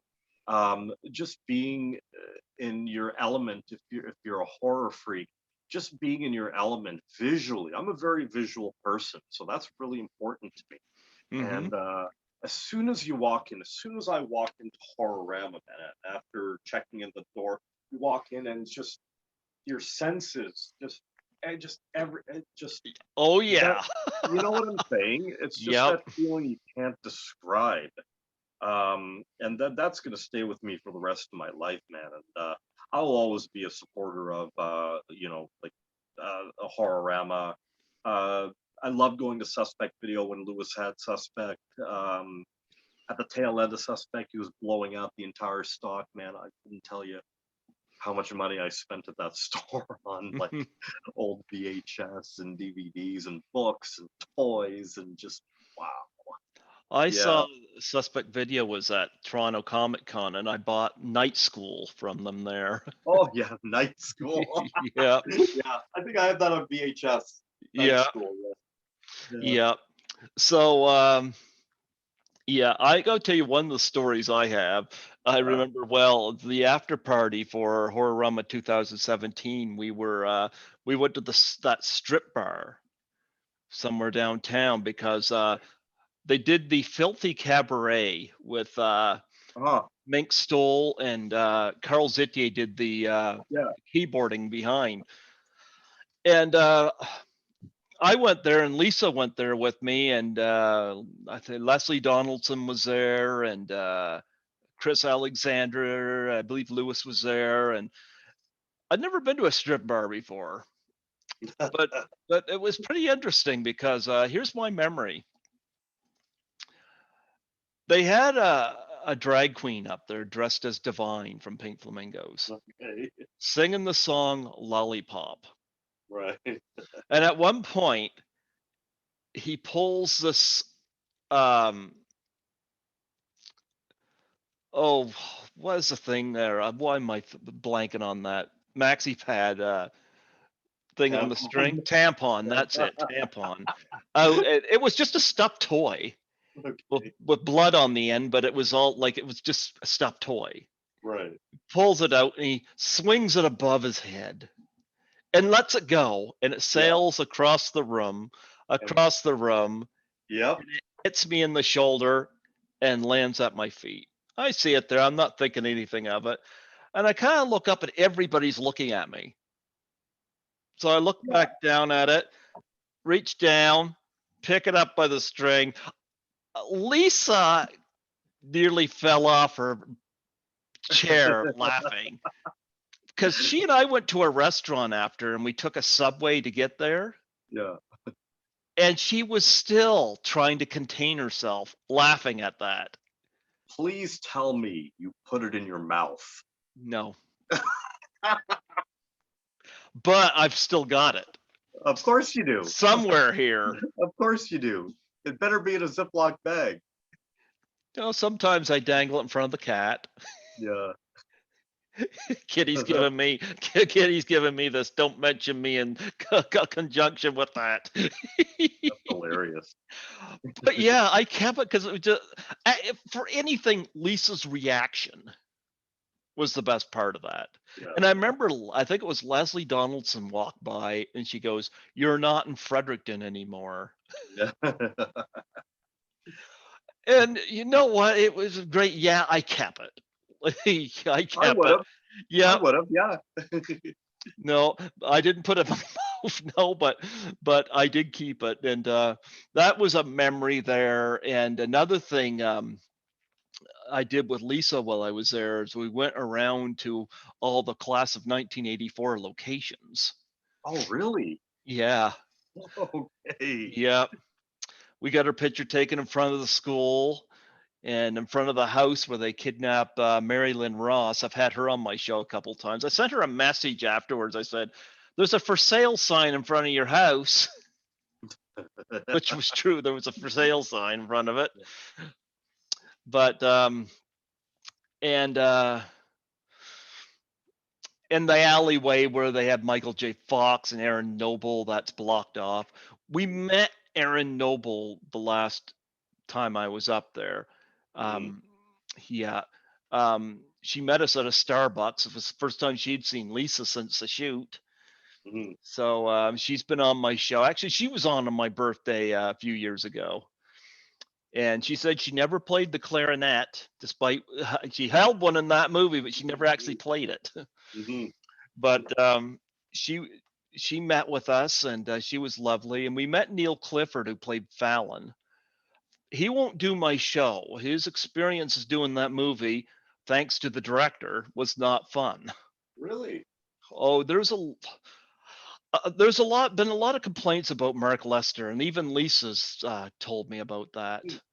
You know, but he did meet Lisa and I. He's a sculpture artist now, and he met Lisa and I at a location in Toronto, and we had some tea and just reminisced. But Mm.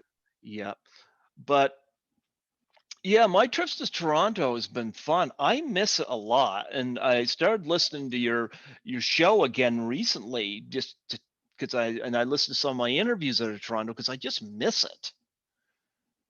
Well, I mean, again, if we do have a Horror-rama this year, man, you're definitely coming down, Yeah. and we're gonna hang, and Hmm. I'll take you around and whatnot, and you may even get to see the Bat Cave here. Who knows? But if not, next year for sure. You know what I mean? Hmm. That's the thing. But yeah, I mean, I guess I'm used to it. I mean, I'm personally nowadays I'm not a fan of the city. I mean, I've been here my whole life. I guess I'm used to it. I can't stand the whole condo development structure that's been happening over the last many years, taking away all the small businesses, taking away all the greenery, and building all this concrete lifelessness. It's just left a bad taste in my mouth. And at times like that, I say I'm really happy and grateful and thankful to be living in Scarborough, a suburb of Toronto or whatever you want to call it. Again, I look out my door, I see all green, so it's beautiful. You Hmm. know, happy right where I am. I want to retire here. I want to die here. and Hmm. it's just one of those things. But yeah, when you come down to Toronto, yeah. I'll have to get in one of your creepy ghoul walk around videos. Oh yeah, no, for sure. For sure. You know what? I'll probably even get you to like film me while I walk around and talk to people and like whatever. We'll do something like that. Yeah, most definitely. Sure. Yeah. Yeah. Yeah, we'll be following you around, and then some cute girl will go by, and it'll be Telling you. the whole Benny Hill thing. Oh yeah. Yeah, you know it, man. Tell you. I love those horror chicks, that's for sure. Oh yeah, I got a lot of crushes from those movies. Actually, I was gonna tell you too. I don't do this so much anymore because of finances. Mm. But I'm a co-producer on 13 Fanboy, which is the next Friday the 13th movie. Mm. Really?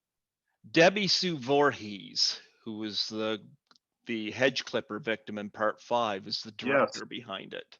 No. Yep. Oh, She brought back. It's all shot. She just got it in the can before the pandemic lockdown hit. right, right. Just a second, I'll show you the bag. Oh yeah. Oh my goodness. Wow. The only non-Friday the 13th person in it is Dee Wallace, and she just Yeah, wanted to okay. work with Dee Wallace. But she's Okay. got Corey Feldman in this, Kane Hodder, C.J. Graham. Oh Um, wow. Tom Matthews was in it, but he had to pull out because of scheduling. Okay. Adrian King had to pull out as well because of scheduling. But I came on board because Tracy Savage is in it, and she was one of my crushes. Okay. And Okay. I Yeah, had yeah, yeah. Yeah. I had Yeah. her. My picture is going to be in a scene with her, and apparently it gets splattered with blood. Oh, nice. That's Yeah, that's a great bag. yeah. Damn. Lar I'm Park jealous. Lincoln is in this, and Judy Aronson and Jennifer Blanco. Oh, I'm so jealous. Damn. Because the franchise is in a lawsuit right now I between did not know that. Sean Cunningham and Victor Miller. Okay. Okay. It could do the rights. Victor Miller's been on here 3 times. I really like the guy, but so this is what they're doing. Interesting. So it's Wow. supposed to come out this August. Knock on Yeah. wood. Yeah. Yeah. Yep. Well, this is some very good information here. Well, the Wow. teaser trailer is on YouTube. I'm gonna have to check that out. Yep. But I got on as a co-producer, and I can't do that with every film, but I wanted to do it on this one. So So Kane Hodder, eh? yeah, Kane Hodder's in this. I haven't had him on, but I've Mhm, heard a few things about him involved in this film, and mhm. so I'm involved with that, and I'm involved in Hearts of Darkness, the making of the final Friday, which involves the controversy surrounding that film and its divisive fan base. Uh-huh. Yeah, and I should show this off. I got something else you'll probably want to see. Speaking of memorabilia, I've got a lot of memorabilia, but I don't always have it in position where I can show it off. But Mhm, mhm. You got any cool things in that laundry tub in the back? yeah, dirty clothes. Dirty horror shirts. Maybe this is it. Yeah, this is it.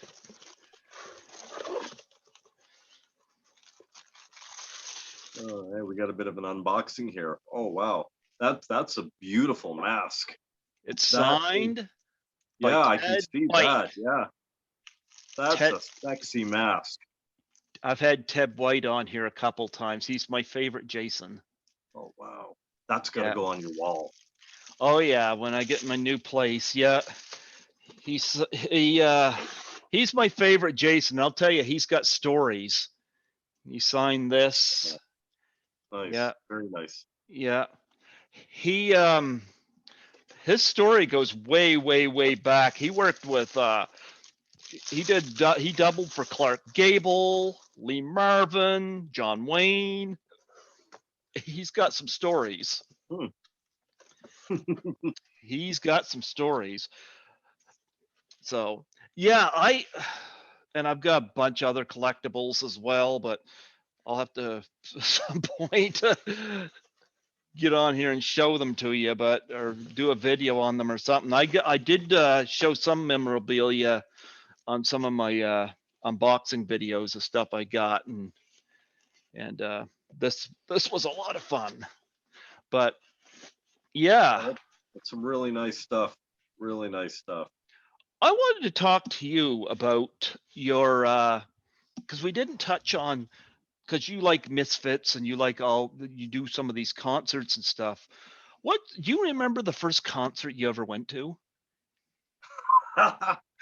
You know what? The first concert I ever went to, I hate the word concert too. I prefer shows, gigs. Okay. Um, it was probably like, honestly, it was probably like a smaller show, a smaller local punk rock show, Mm-hmm. from what I remember. I don't remember who, but like we're talking bigger shows. Who My would it have first big been? show was Glass Tiger. That was back in the late 80s. Yeah, would have had to have been. Yeah. Yeah. Yeah, I really, honestly, I really don't remember. I've seen so many shows, so many eras. I honestly don't remember. I know I've seen the Misfits like 23 times. One time I saw them twice in one weekend when they did a double show. Did you Uh, meet them?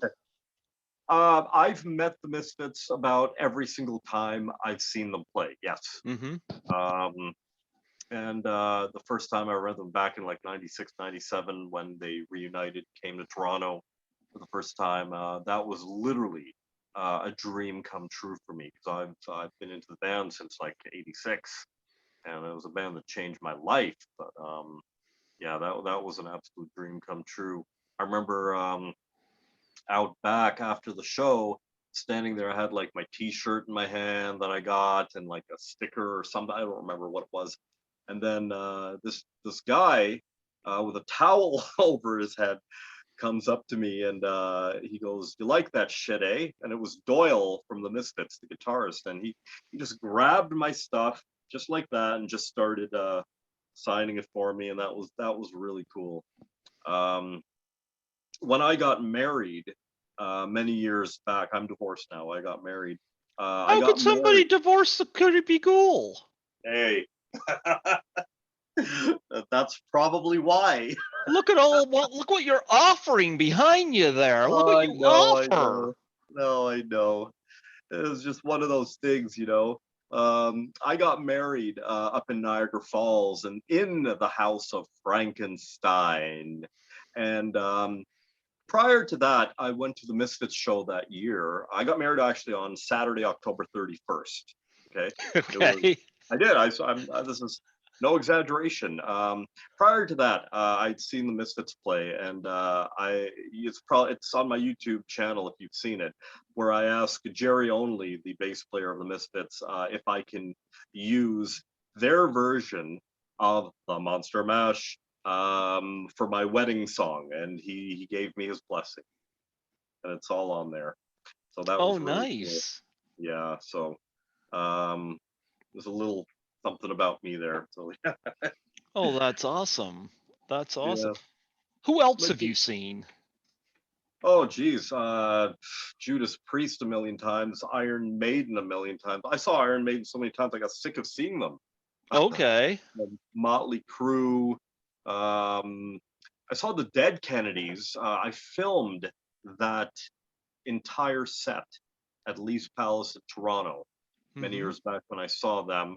A lot of the band footage that you'll see on my YouTube channel, that's through Creepy Ghoul Vision. I shot that myself of Mm-hmm. those metal bands and punk rock bands and whatnot. Um, yeah, DRI, Poison Idea. Uh, Do you oh, ever there's see been so AC/DC? I've never seen AC/DC I live. heard I heard they give a good show. Yeah, no, I've heard the same, most definitely. But when it comes to AC/DC, though, I'm a Bon Scott fan. I like anything that Bon Scott did with AC/DC. The first couple AC/DC albums with Brian Johnson, I do like. It was raw, but then I don't know. I I like didn't. that song Big Balls.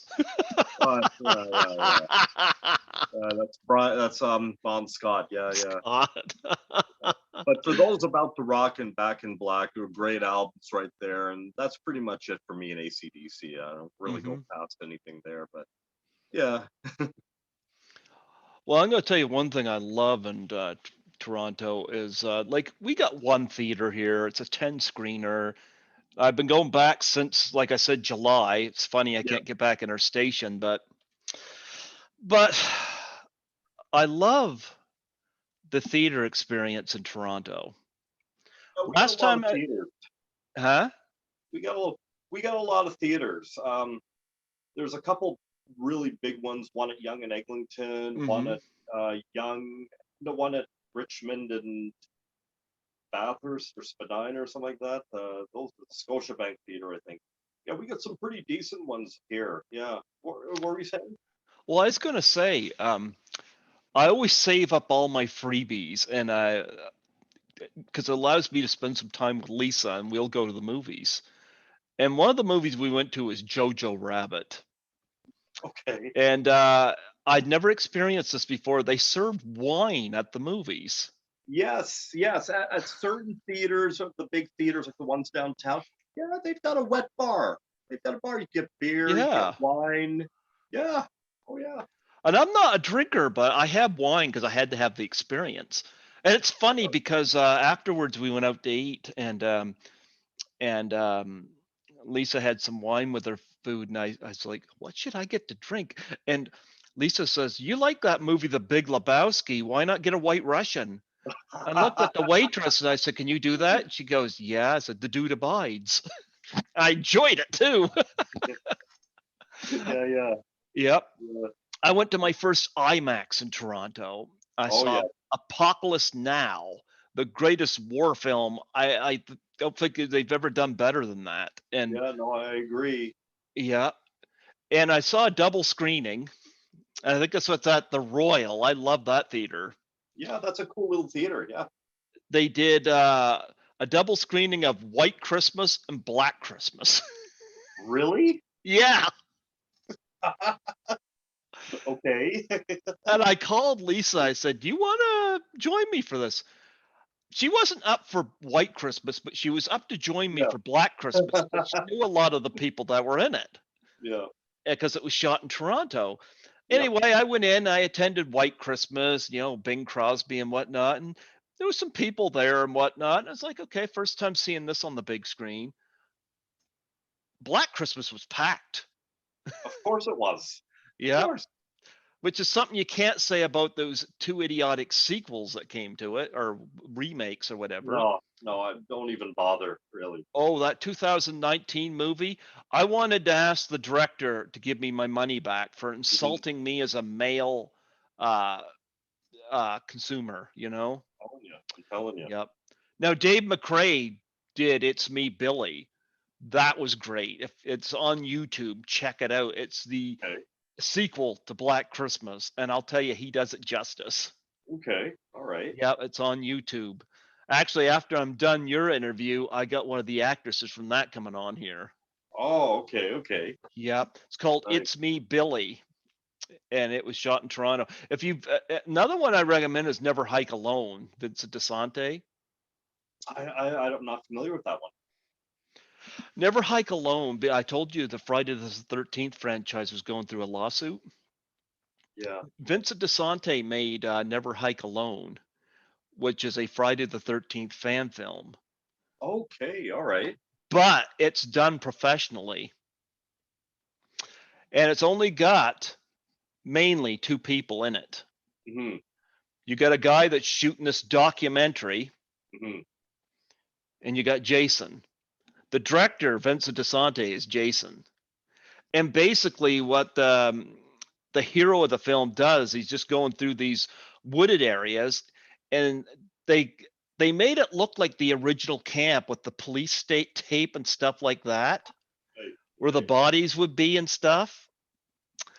And I'm not going to give this away, but by the end of the film, there's a cameo in the film you Hmm. will recognize. Hmm.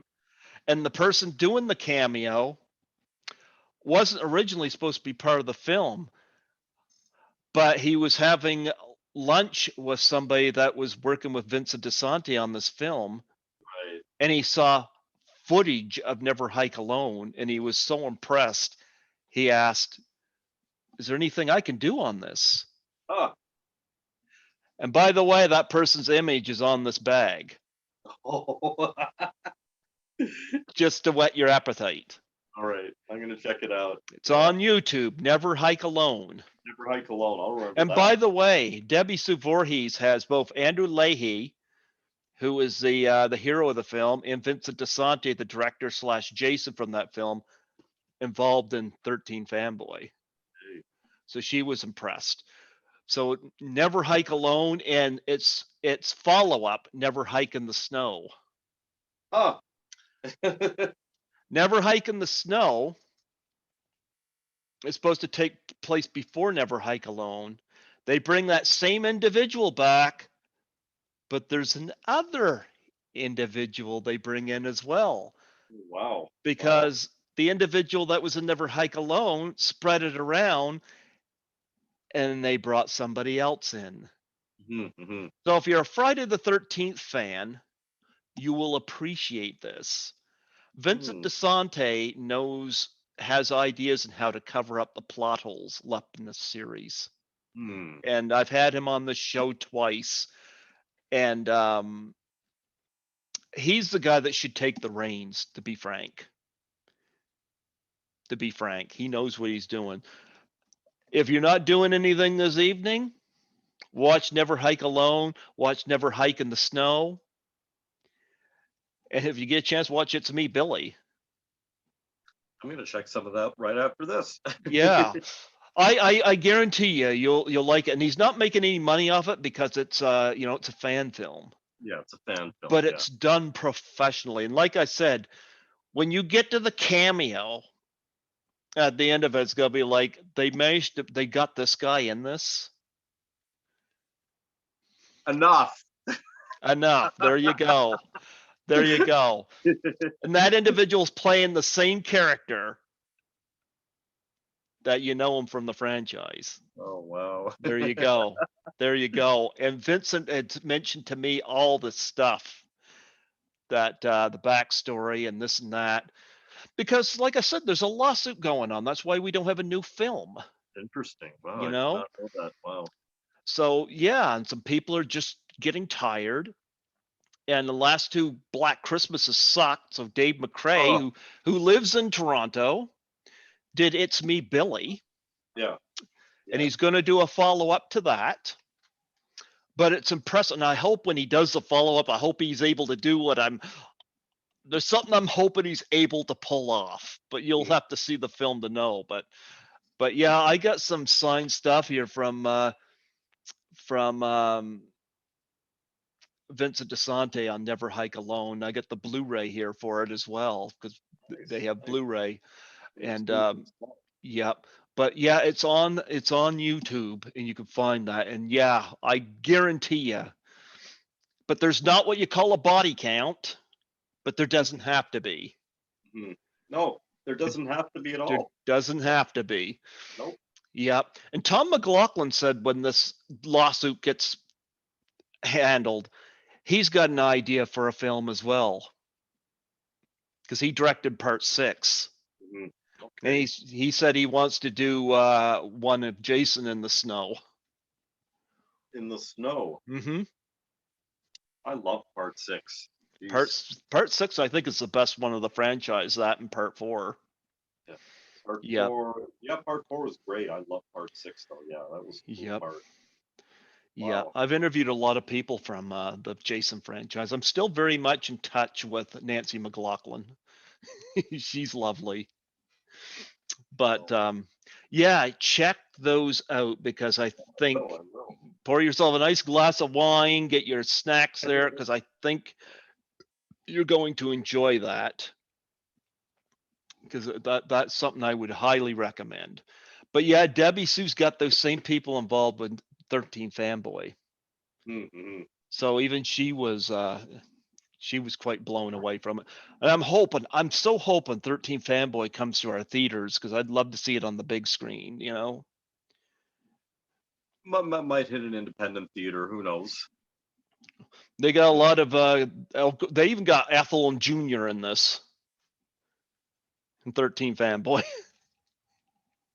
All right, man. from That's part really 5. Yeah. that's a really Yeah, cool. they got a lot of great names in that. Yeah. So how often do you update your channel? I caught you last week putting a couple new updates. Yeah, funny enough. Before I came on for this interview here, I had just finished shooting a video Mm-hmm. a couple hours ago, which I'm going to be posting tonight. You're going to love it. You're going to love it.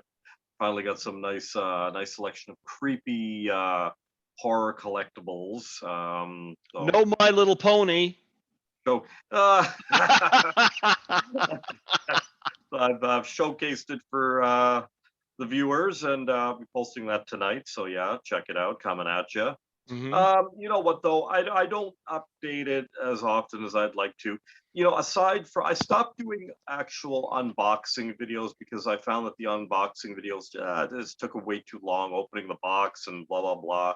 So I figured, you know what? Let me just showcase what I got, type of thing, right? And you know, when I watch a lot of haul videos, whether it be horror movies, um, records, music, whatever.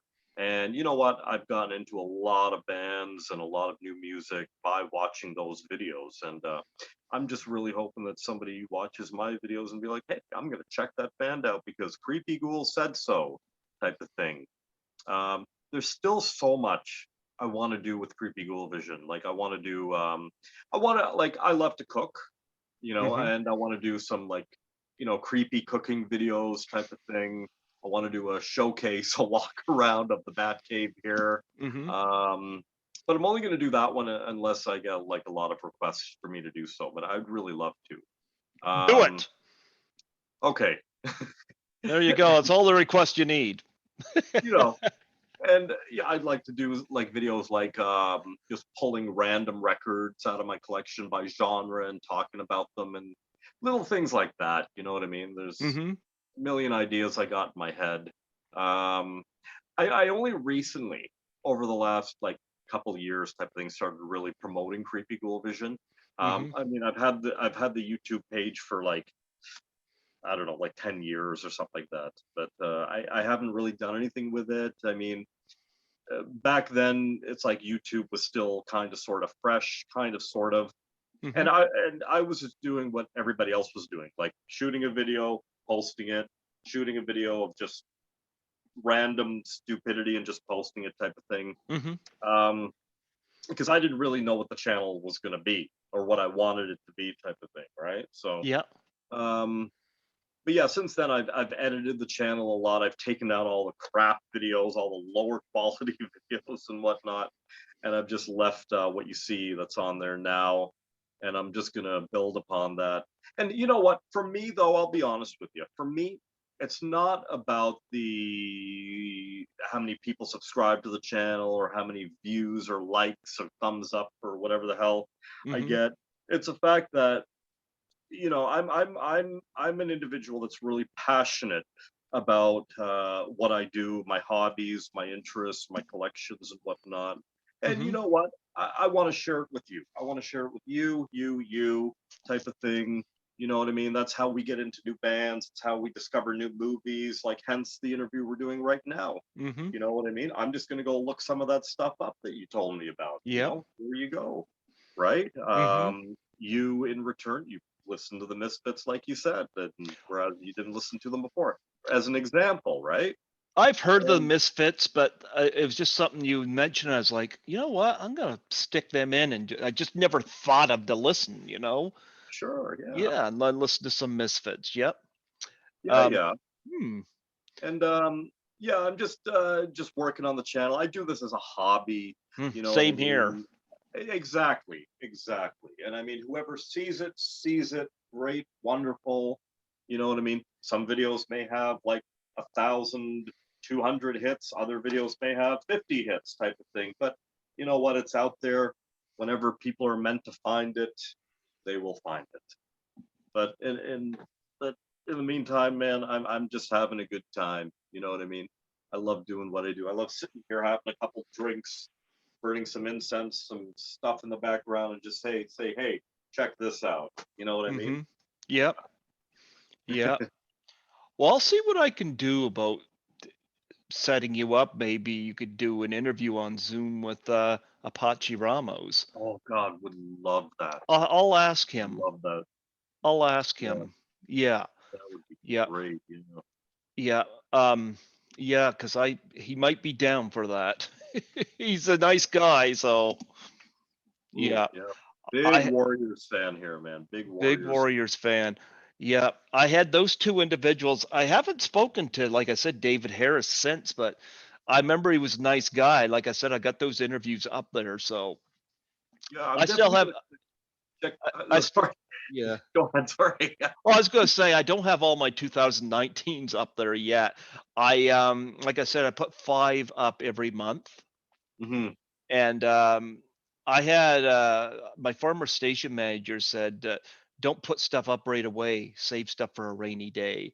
Rainy Yes, yes, day, it turned out to be the pandemic, because when the yes. pandemic hit and I had no station access, I had about 150 interviews I could still put up. Wow, Yeah. But that I that was a that was a smart move. yeah. Well, come January this year, I was like, you know what? I miss doing this. It's nice to still have a job, but it's like I like doing this. Yeah, So I needed to get back to it. So January I got hooked up with Zoom, and when the station opens, I'll just bring my flash drive in, stick it in, play the interview. there you go. Until then, I'm happy to have this outlet. This is great. Yeah, for sure. Now you Yeah. got me hooked on to Zoom here. First There you time ever. go. There you go. There It's you pretty go. cool, actually. Yeah, It can see is myself cool. in the corner here, and there's you. Yeah, this is Hmm. all right. Yeah, well, my background's not as cool as yours right now, but like I said, when we get our new house done up and stuff, I'll try to make it a little fancier. And Yeah, but it's as of right now, this is basically what I'm settling with, until then. But I yeah. No, I am, hear you. It yeah. looks like, from the looks of things, it looks like you're talking to me from the basement of a science building or something like that. Jeez. Actually, I'm in the basement area of an apartment building, and I wasn't planning to be here this long, but my brother's been taking care of my folks, so we haven't had much, especially the pandemic slowed everything down. Of course. So we haven't had much time to get to anything. So it's been a slow process, but I'm happy to be able to do this, and I want to keep in touch with you. Most definitely. Yep. Most definitely. I called your number a few times, and to make sure we are properly hooked up I, here. And I well, remember you mentioned I didn't know if that was you or spam. And I'm like, does the well, creepy ghoul exactly. does the creepy Because ghoul get spammed? oh, oh yeah. You know what? On both my phones, my personal cell, my work cell, I get all sorts of calls all day long. Calls and texts of spam of this thing, that thing. And I did see your number. I'm like, yeah, I know what that's all about. Well, I was wrong. I apologize for that. But Oh, now I it's know. okay. I get it. I've actually programmed you in now, so it comes up. So I know. Yep. Yep. So yeah, I figured that, and I don't take offense to that at all. But I miss Toronto so much. I was like, you know what? I should get the creepy ghoul on, because you've been to Horror-rama since its Yeah. inception, Yeah. uh, Oh yeah. and I'm always looking for the story. I can get some big star, like bigger, like D. Wallace people on here, which are fine. Yeah. But sometimes it's always fun to do the deep cuts. You know about deep Sure. cuts with music, deep cuts. So I was looking forward to having you come on here, and I do listen to, I watch your stuff when I can, but a lot of times I'll stick it in my ears and when I'm at work and, Yeah, you know, yeah, and no, that's I I listened to appreciate it. all those walk around videos while I was at work last night, all six of them, including the halls. Nice, nice, nice. I really appreciate it, man. I'm telling you, I really do. And it's great that you wanted to have me on. I felt really flattered about it. I'm like, wow, that's cool. you know, Well, you know what? I'll put you on my list for next year and we'll see what's going on. yeah, yeah, most definitely. And I'll have you back next year, to have you come on for a follow up. And when this is ready, I'll send you the link. You can post it wherever you want to. I don't know when. It might not get posted public till next year, for all I know. Mhm. But I always give the guest permission if they want to post it. Oh And yeah, yeah, yeah. yeah, I'm fine with that. I have no issues with that. So Mhm. I was um, gonna say, because I noticed in some of your other podcasts, you've got the audio, but then you've got some visuals happening as well. If you need any type of visuals for this, just let me know and I'll send you over some visuals you know or why I whatever. have the visual thing? Because that was Mhm. pre-Zoom. Oh, really? Because that Oh, was when okay. I was at the station. I didn't know how to do that outside the station. Right. My brother told me to get these type of headphones, which I did. And I do have a microphone and stuff. I should get some ring lights. Sean Clark told me to do that. And so I there's some stuff I need to get, but my it was Nancy McLaughlin that suggested Zoom, and I'm glad she did because this has been great because I don't have to call the station to see if the studio is Yeah. available. Yeah. I could just do it here, and this is so awesome. Yeah. Totally. Yeah. So yeah, we'll keep in touch. Yeah, Um, most definitely, most yeah, definitely. I mean, whether it be this year or next year, regardless, we are doing Horror-rama. we will We are do doing Horror. Horror-rama. And one of these nights at work, I might just randomly call you just to chit chat if you're up and around. Hey, you You know, know? yeah, call, text, whatever you want. I've got you in my phone now, so I mean, yeah, this is great. Yeah, Yeah. Well, I definitely want to stay in touch. I love what you do. Don't change anything. thank you. Yep. Don't change anything. I think you've got something there. So I yeah. appreciate it, man. Thank you. Thank you Yeah. for Thank you for noticing. I've noticed. I have noticed. I have noticed, and you're a reminder of why I miss Toronto. So, Nice. yeah. Well, is there anything you got any charities or anything you want to plug on here? Um, no, I mean charities, nothing like that. I mean, I usually donate when I'm asked to, maybe at the LCBO type thing. But anyhow, that's another thing. Mm-hmm. Nothing really. I mean, nothing that comes to my mind right now. Um, you know, no, not nothing really. When you did the Pie the Ghoul, why were Oh, you the only one that did that? yes. You know what? I actually meant to come back to that conversation that you mentioned earlier. Okay, Yeah. so basically, my wife at the time, Uh-huh. um, she was involved. Well, she's probably still involved in Scouts Canada, Mm-hmm. and at my job I was doing at the time, which is kind of what I'm still doing now. I used to always like do fundraisers for Scouts Canada, like their Uh-huh. bottle drive, their fundraiser type of thing. Donate all the empties and all sorts of stuff, and host events at my facility where I work for Scouts Canada.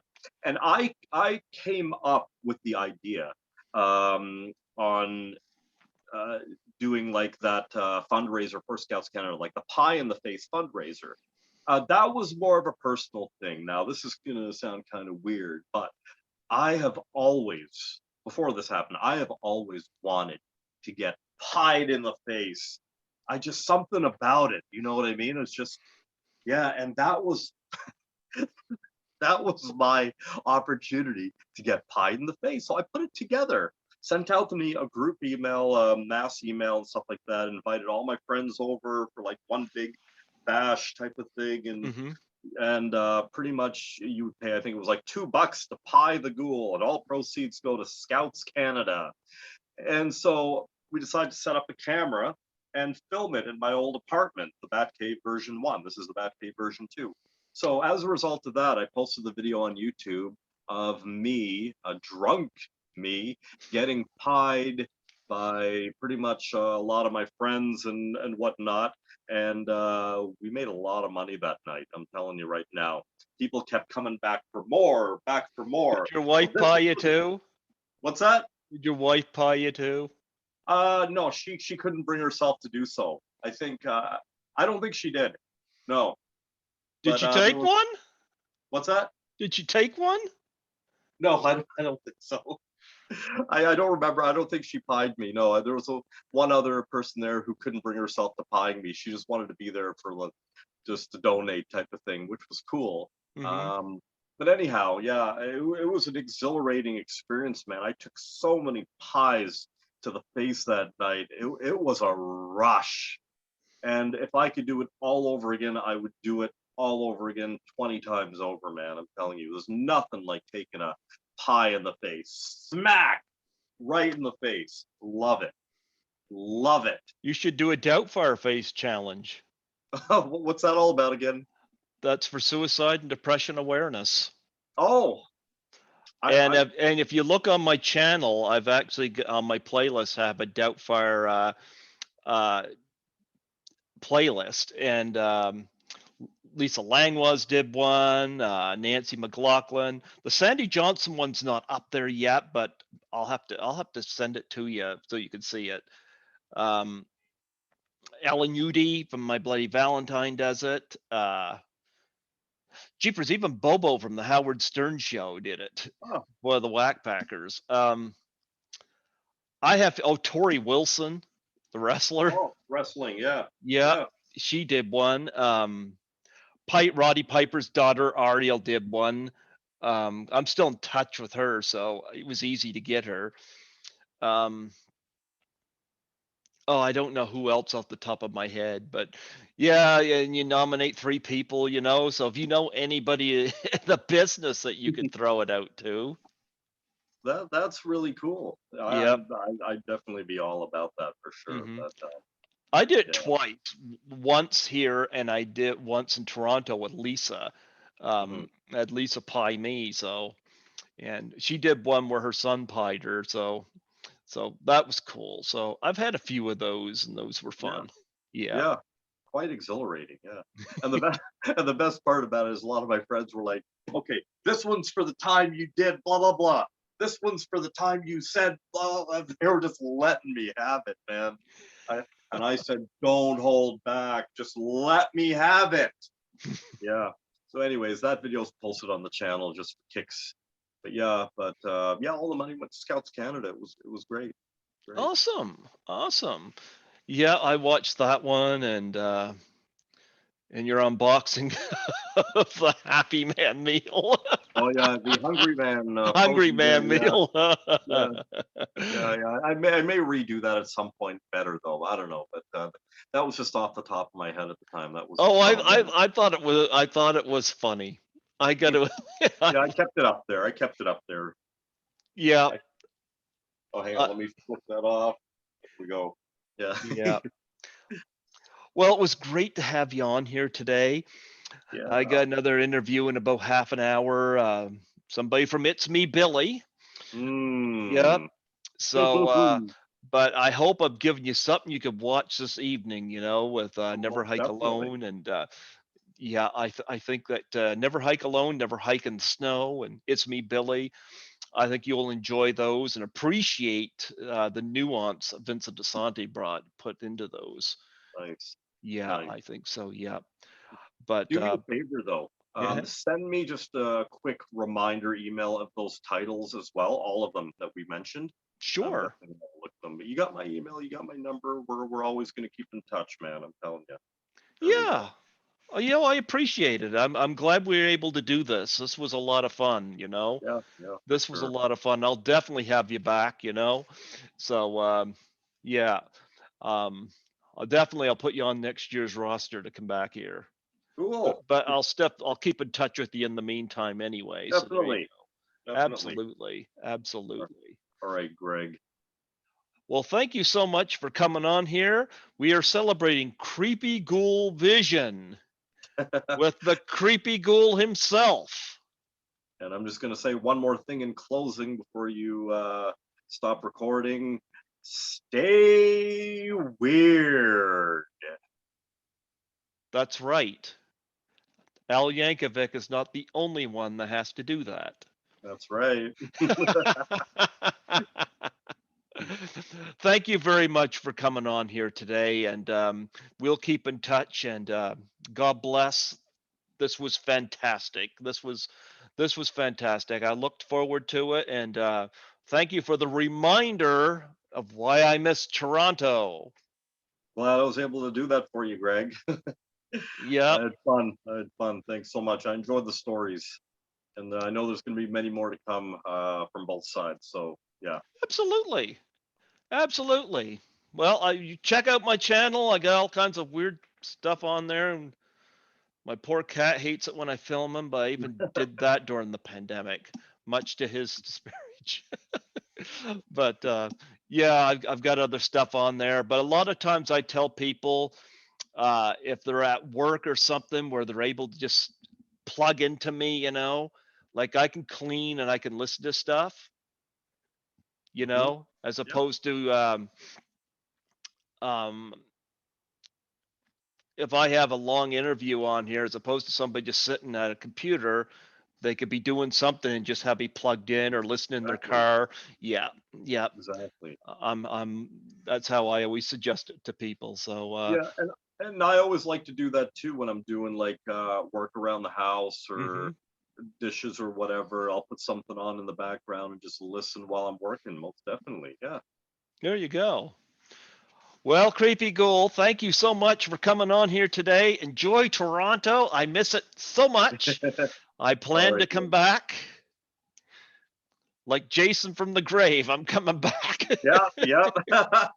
I'm coming back. All right, Greg. We will see you soon and we'll talk to you real soon. All right. You take care and you have a wonderful day. You too, man. Thanks very Yep. much. Yep. Bye bye. Take care.